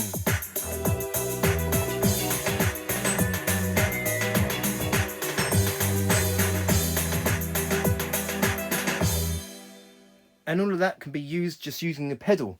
So you're not just restricted to these buttons, you can also use the pedal as well. And DSP variation, hopefully you can see on the screen that when I'm pressing the pedal, the DSP variation is toggled on and off. And the same thing goes to harmony. Groove and dynamics. As you can see, the button on the groove and dynamics is lighting up whenever I'm pressing the pedal. I haven't covered groove and dynamics yet, but I will do. And yeah, that's all the pedal 1 assigned. Pedal 2 is expression. So I'm going to quickly change the voice. They're going to put it back onto grand piano. And turn off harmony. Okay, so pedal 2. So pedal 2, the default assign is expression. So you can hear that the volume has been turned down.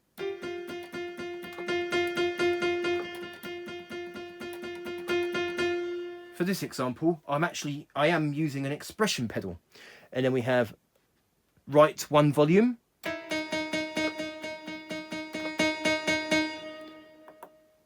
And the same thing goes to right 2 and left volume. Accomp song volume.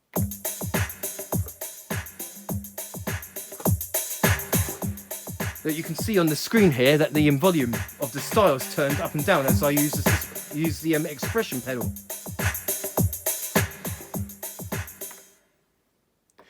And then we have the harmony volume, which is basically the harmony.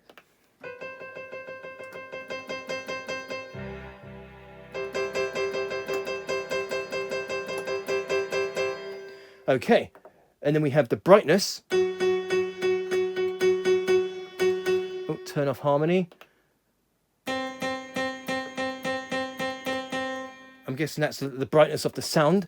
And we have resonance.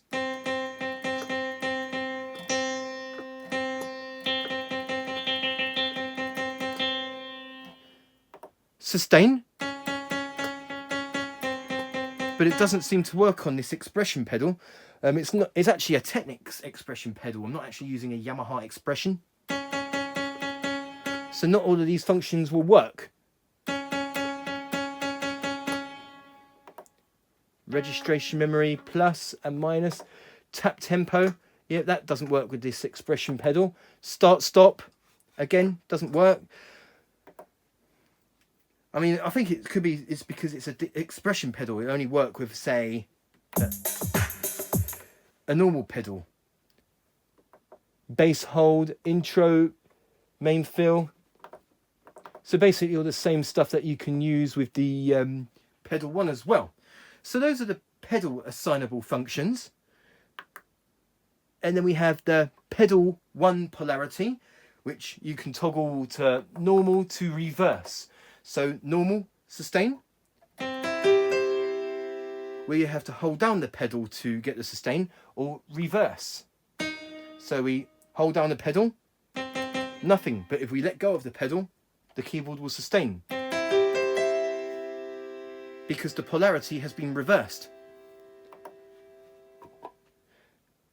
The same thing goes to pedal 2. And okay, so we got now modulation wheel. It's now, obviously the default assign is modulation. We've got some other ones like brightness.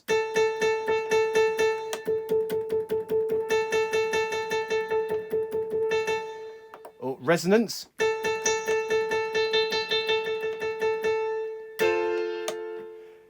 Modulation. So those are the modulation assign functions.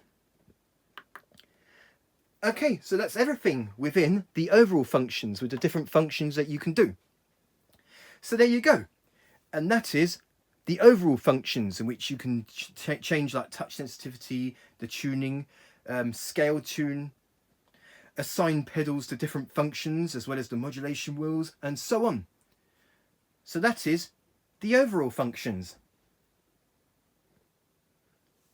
Okay, so the next thing that I'm going to show you, and that is groove and dynamics, in which you can change the beats of a style.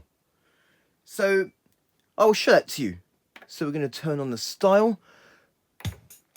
So okay, so this is what it sounds like, the original style.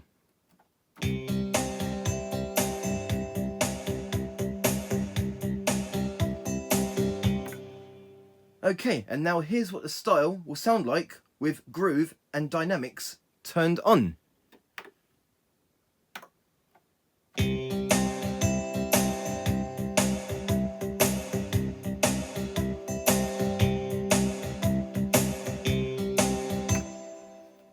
So yes, the groove and dynamics, you can change the beats of the style. You just heard that right now. It sounded more like a 6/8 beat style. So we're just going to hold down the groove and dynamics button, and that takes us straight to the groove and dynamics function. And we can change with the submenu, the beat groove, measure groove, dynamics, dynamics rate, expand rate, boost rate. And all of that is to do with the groove and dynamics. So I will show that to you. I'll also try and show with the groove and dynamics is because, for example, with changing the beats of a style, you could change a 16-beat ballad into a funky hip-hop beat. So I will do my best to show that to you and see if I can get it accurate. So yes, here we have the beat groove in which we can change the let's see, there's some like different ones like 8 off C, E, 16 off. There's just so much to choose from. So here's the beat groove changes. Oh.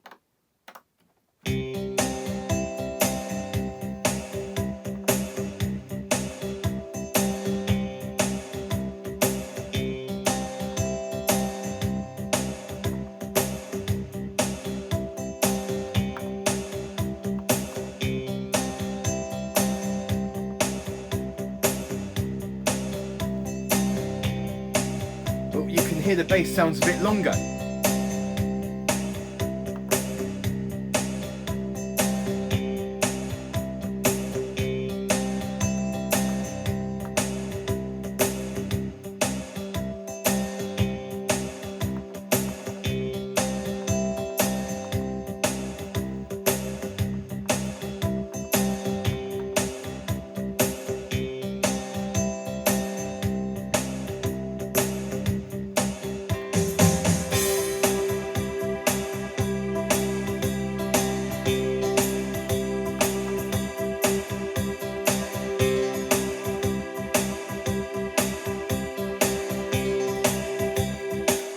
So there's so many different sort of groove beats to choose from. Okay, moving on. We have like the measure groove.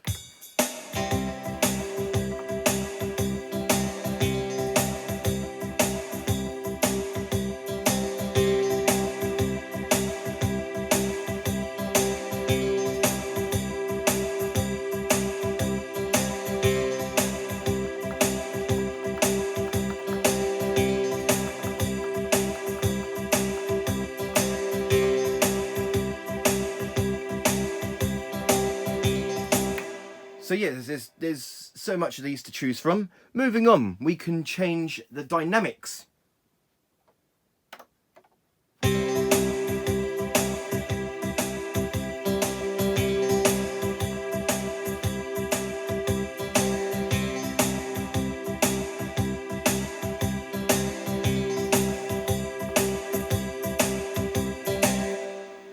Also, we can change the dynamics rate, so it's on 10%, so you can't really tell the difference. But let's say if we moved it to, say, 70%, hopefully we can hear a difference.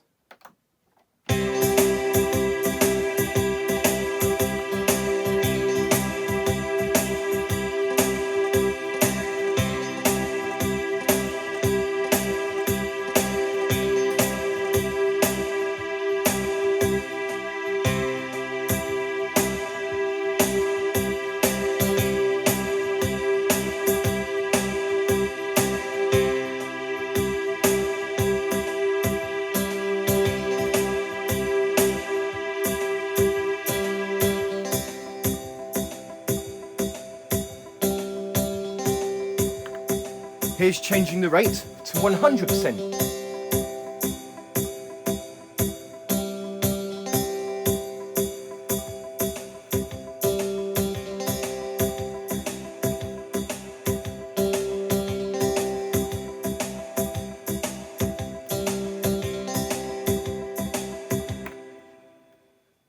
Okay, this time I'm going to do a different style. Here we go.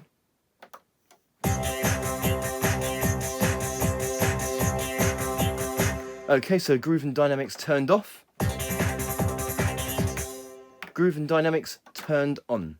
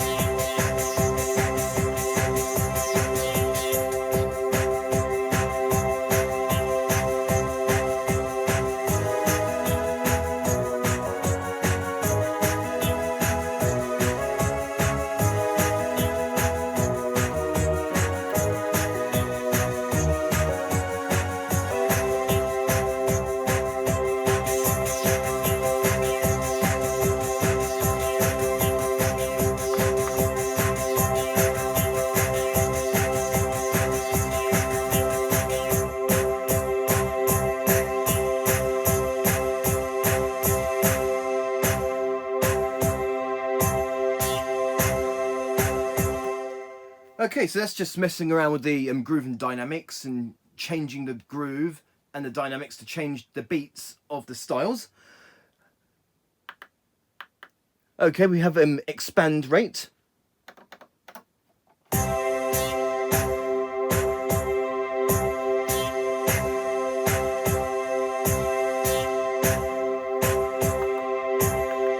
Boost rate.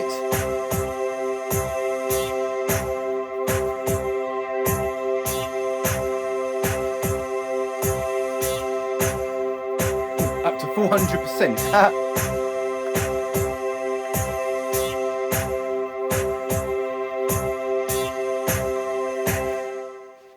What else do we have? Boost. So yeah, so those are the groove and dynamics with the beats groove, measure groove, dynamics rate, expand and boost rate. So yeah, that is the groove and dynamics. It's actually quite fun if you think about it, because you're not just limited to the beat of the same styles every time. You can actually change those beats. So yeah, you could change a normal beat into like a 6/8 beat. Now let's see if I can do what I can to try and change like a 16 beat ballad into some sort of hip hop beat. Okay, so I've never actually tried this before, but let's see if I can give it a shot. So here we have a normal 16 beat ballad.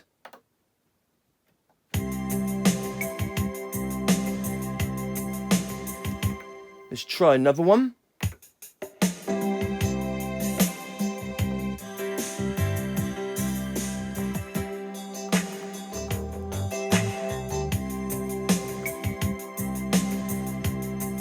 So let's see if we can change that.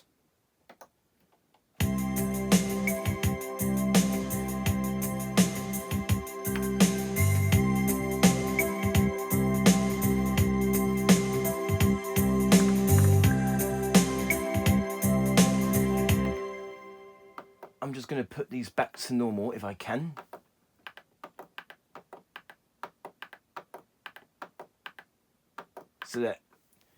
So it's almost like as if the groove and dynamics hasn't been changed.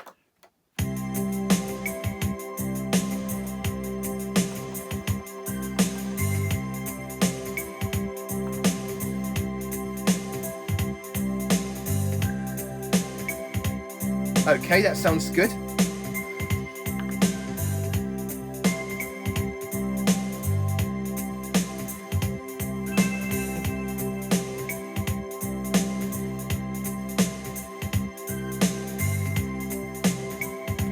Okay, now we're going to change the dynamics.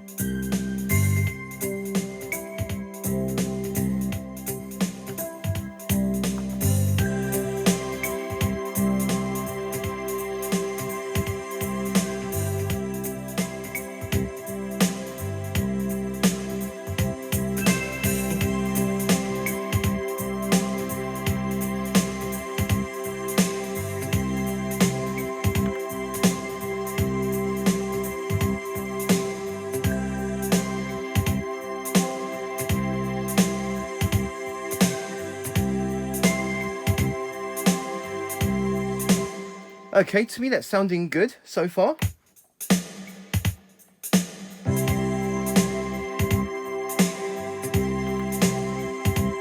Let's see if we can change the expand rate.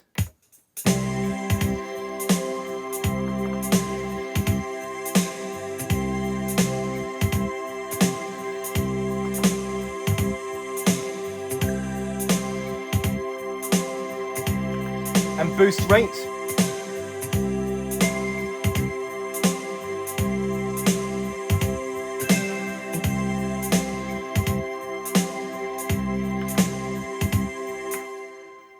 Okay, so that's the groove and dynamics. Let's see if we can change the style, the drum kit of the style, to make it sound a bit more accurate.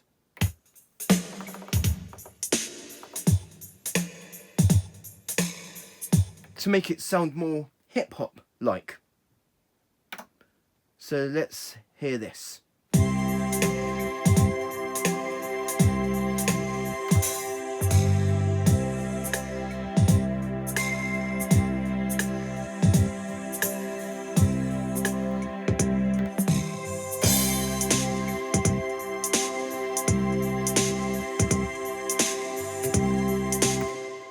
Okay, so here are the results. Here's Groove and Dynamics turned off,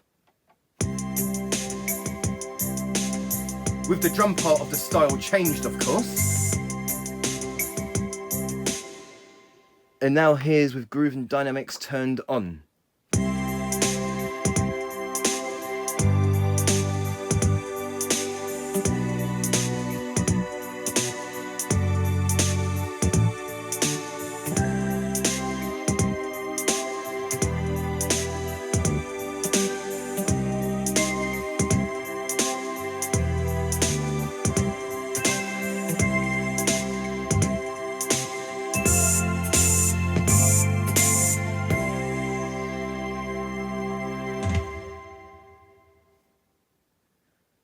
So there you go. And that is the Groove and Dynamics, in which you can change the beats of every style on this keyboard. So you're not just limited to the same style every time you play it. You can change the groove and dynamics of every style, and you can actually change the beat of styles as well. You can also save them to a user style as well, so that you can bring it up for future reference. Hopefully I made a 16-beat ballad sound accurate to sounding more like a hip-hop beat. So there you go. And that is the Groove and Dynamics, giving you endless results of changing beats of all the styles built in on the keyboard. Okay, so the next thing that I'm going to show you, and that is the Muilti Pad Creator, in which you can record and store your own multipads. Okay, so this keyboard has 36 preset multipads. There are also 4 user banks of multipads, in which you can create your own multipads. So if we hold down stop, that takes us straight to the multipad. Altogether, hopefully you can see, there are 36 presets, but there are also 4 user pads in which you can create your own multipads. So for this example, I'm going to be doing user pad 1, and yep, there's a sub menu as well on here, but we'll go through that. Yeah, the chord matches are on. Okay, so we are going to record a multipad. We're going to fill up all 4 buttons here on user pad 1. So in order to do that, we're going to press record. And also, let me just show you something real quick before I get to that, with the song. So we press record, song, and it comes up saying no disc. So unfortunately, no disc. So yeah, unfortunately, as I said earlier on this video, that I won't be able to show you how to record a song. Even if there was a floppy disk in this keyboard, the floppy drive doesn't work anymore, unfortunately. So yes, I do regret not being able to show you how to record a song. But I can show you how to record multipads and styles. Creating your own style is what I'll be showing next. That will probably be the last thing that I'll show.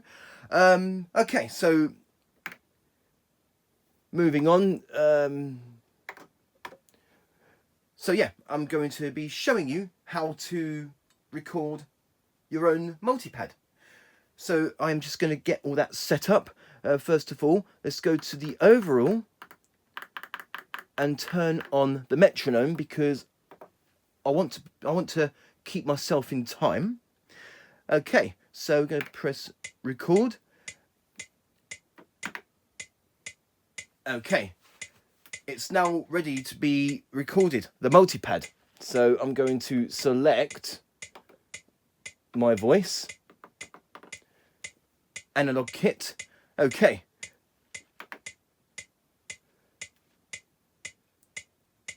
I'm actually going to turn the tempo down so it'll be easier for me. Okay, and now the keyboard waits for me to start recording the multipad.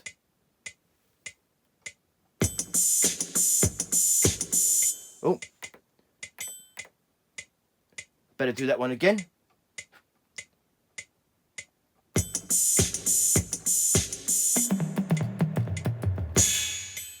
Oh, I don't think that was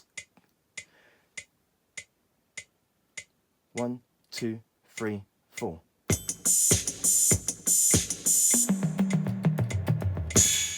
Okay, and then that is multipad 1 stored.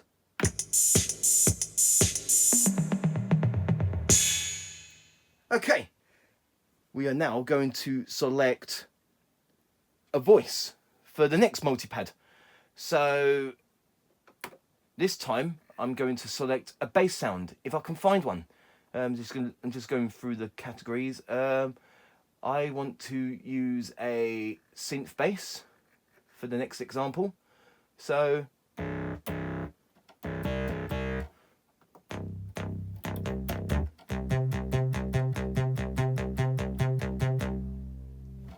yes, that'll do.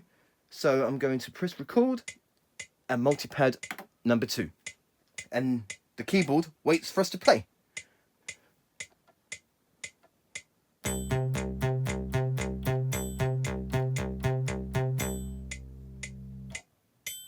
Okay, so we got that recorded.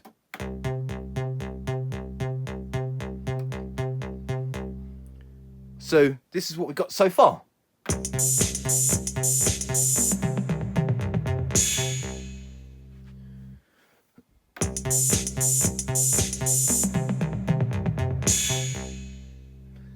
Okay, and turning on the Accomp,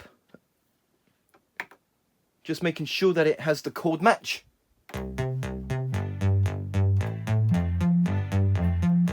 Okay, so it's all doing pretty well so far.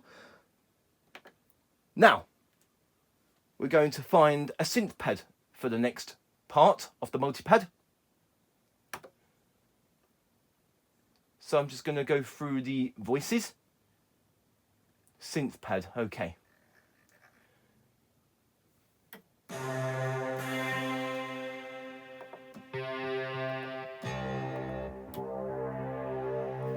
Maybe something like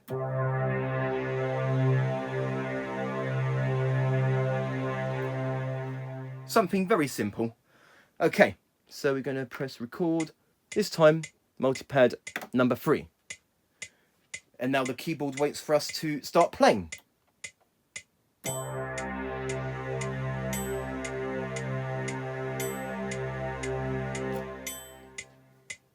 Okay, so we got that recorded now. So this is what we've got so far.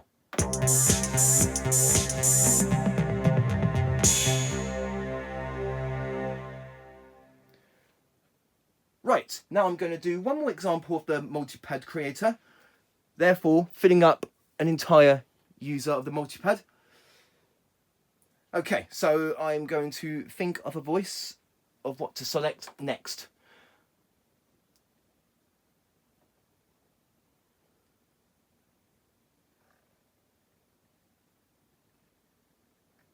So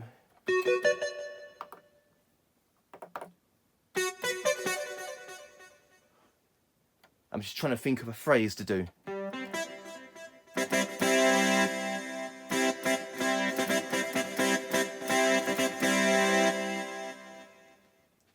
Okay, so we'll do that. record, this time multipad number 4. And now the keyboard waits for us to play.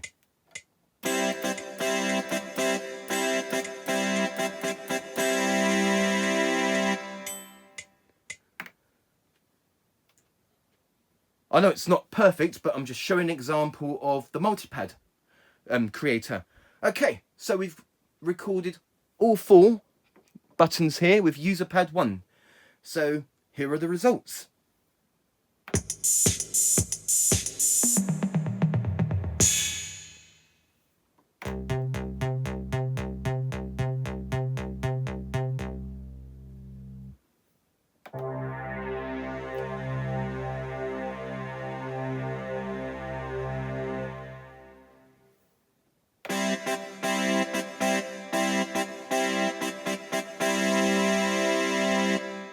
Now here's all multipads played together.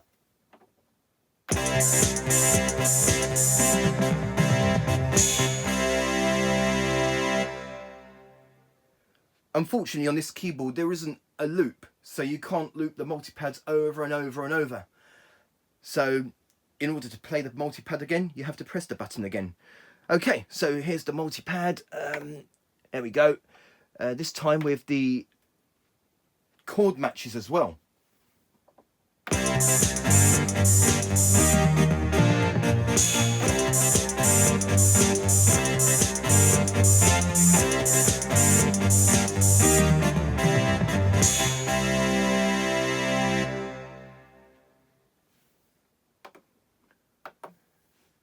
So there you go. And that is the Multipad Creator, in which you can store and create your own multipads. There are, let me just go, there are 4 user pads to choose from, or shall I say user banks, because each bank has 4 buttons for you to record yourself.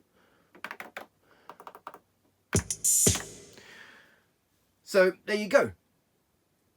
That is the Multipad Creator, in which the keyboard has 4 user banks of multipads, each bank giving you a total of 4 different phrases to choose from. So 4 times 4, you can actually record altogether 16 different phrases with the multipads.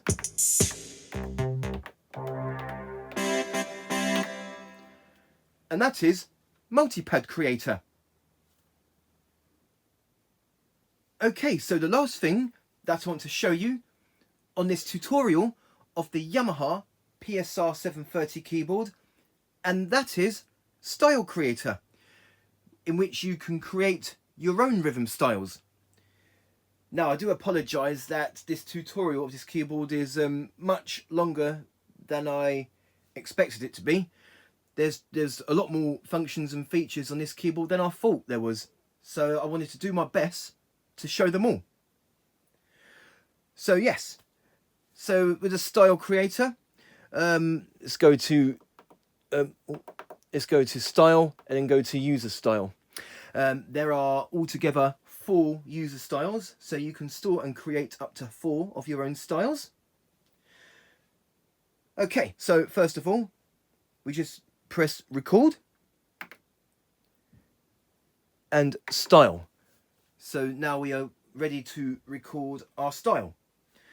We can record parts intro, variation A and B, ending, filling A to A and filling A to B, filling B to B and filling B to A. For this instance, I'm going to do something for variation A. Okay, to make it easier, we just go to the overall function here, and we are going to turn on the metronome. Although the metronome will be on, so that I can keep in time, I know it's not going to be perfect timing, which is why it's a good thing that there's a quantize feature on this keyboard. Because with the quantize, it will make the rhythms in perfect timing. Okay, so we turn on the metronome so we can keep in time, though it will help. We're going to turn up the tempo. And now the keyboard is waiting for us to play. I am going to do a drum backing first. So here we go.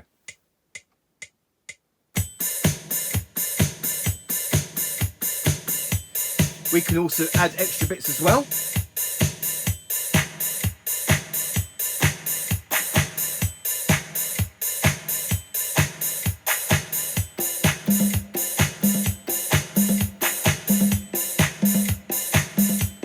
Okay, so that's our drum part recorded. So now we're going to go to quantize.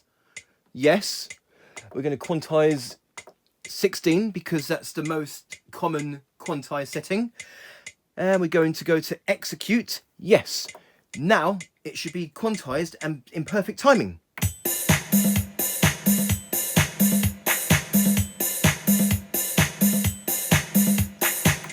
Yes, that's perfect.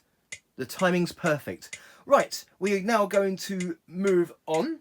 I'm not going to bother recording something for rhythm 2, although I could, but what I did there was good enough. This time we are going to use a style. This time we're going to go and select a bass sound. So we're going to find a bass sound, so bear with me. There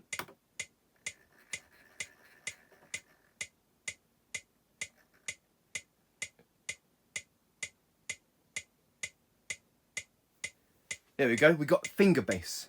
Okay, now the keyboard is waiting for us to play.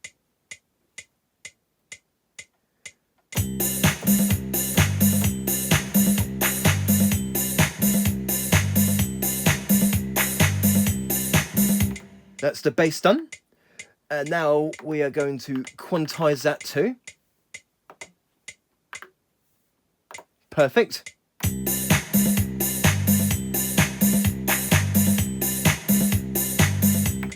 Right, now we've got the rhythm and bass. So now what we are going to do is that we are going to select another part of the chord. This time we are going to select pad.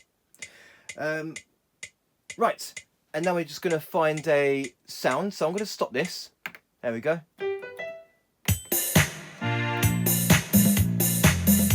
Yeah, that's what we've got so far. I'm going to find a sound, so if you just bear with me. Okay, this time I want to try and find a string sound.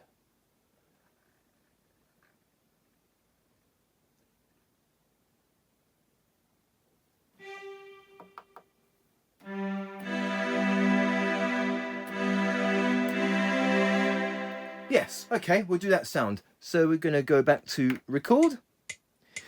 Style. Okay, we're going to select pad. Okay, we're on the right sound that we want. Now the keyboard is waiting for us to play.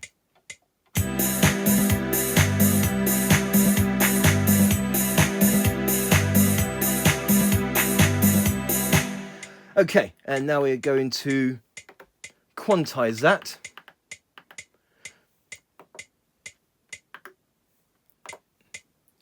Okay, I am now going to do a couple more examples within the style creator. I'm just going to get out of here and try and find another sound. I think this time I want to have a acoustic guitar. It doesn't matter which one. Like, how's about Spanish guitar? I'm sorry, classic guitar. Yeah, we'll do that one. So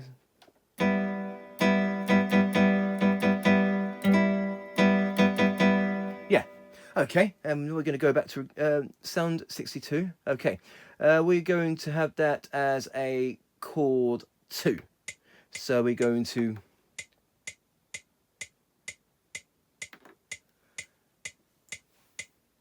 select our voice.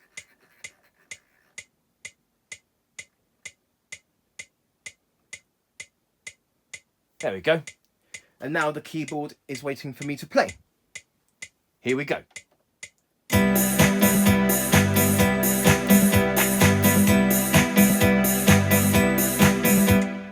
Okay, we've got that now, so we are going to quantize that.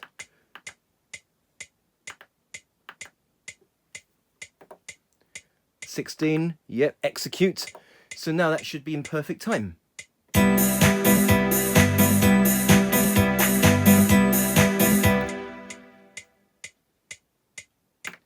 Right, we're almost done.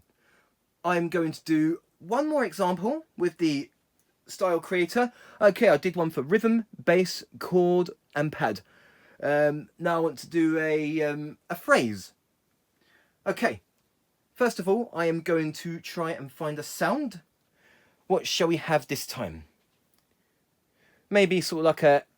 Oh, there we go. Maybe a sort of an electric piano sound.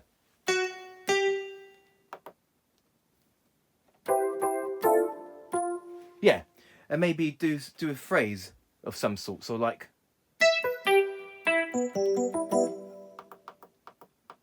Let me try and find another sound. How about...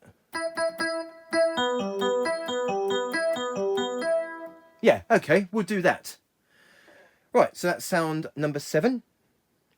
So we're going to press record, style. We're going to do an example now for phrase 1. It says phrase 1 and phrase 2. I'm going to do phrase 1. Select my voice. And now the keyboard waits for us to play.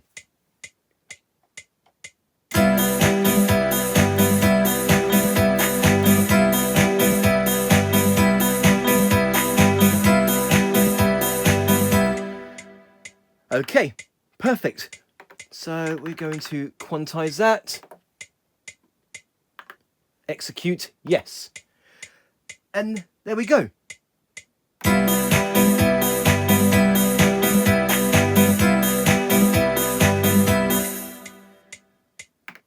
And that is our style complete.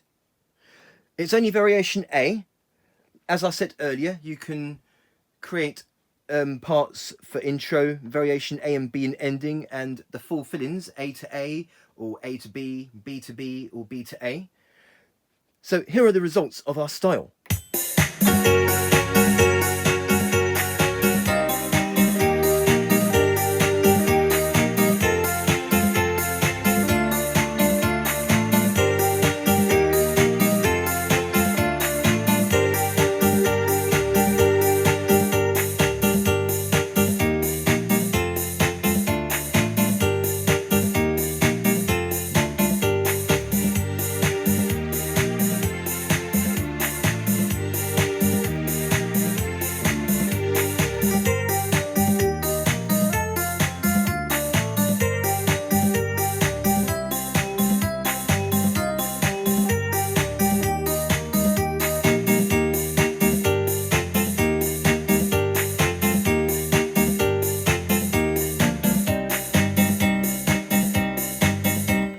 Okay, I think that style turned out pretty well.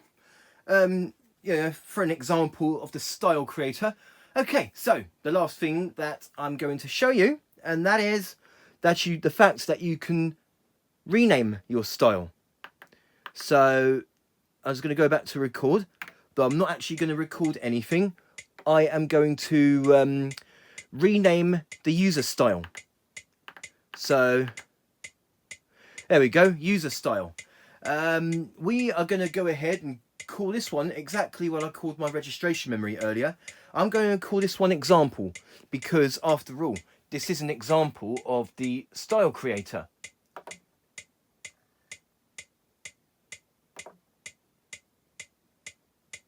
Bear with me, I'm just going to rename.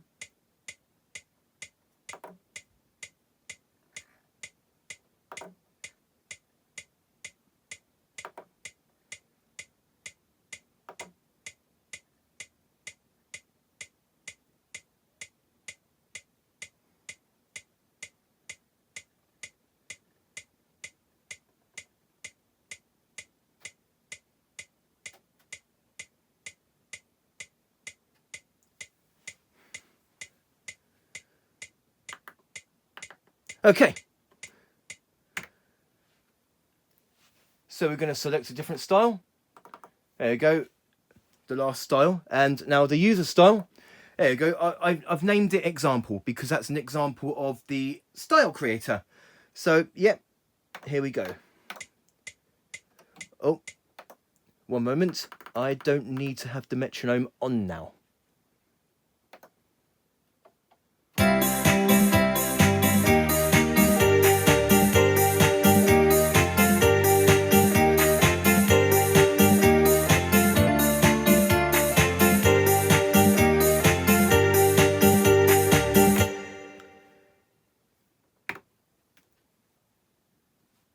So there you have it. And that is Style Creator, in which you can create your own styles.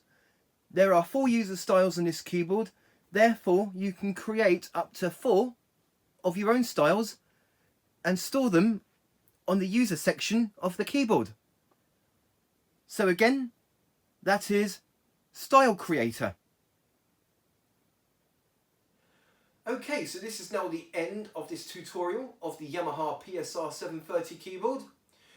I do hope you have enjoyed this tutorial video and that you have found it useful. I know it is unfortunate that there was a couple of things that I couldn't show, like song recording, because in order to record a song, the song has to be saved directly to floppy disk, and as the floppy drive on this keyboard doesn't work, unfortunately I couldn't show it, like how to record a song, etc, etc. But regardless to that, I still hope you've enjoyed this video and that you have found it useful. So please do write back to me and tell me what you think. Thank you very much for watching, and stay tuned for the next video in which I'll be showing you the 227 panel voices.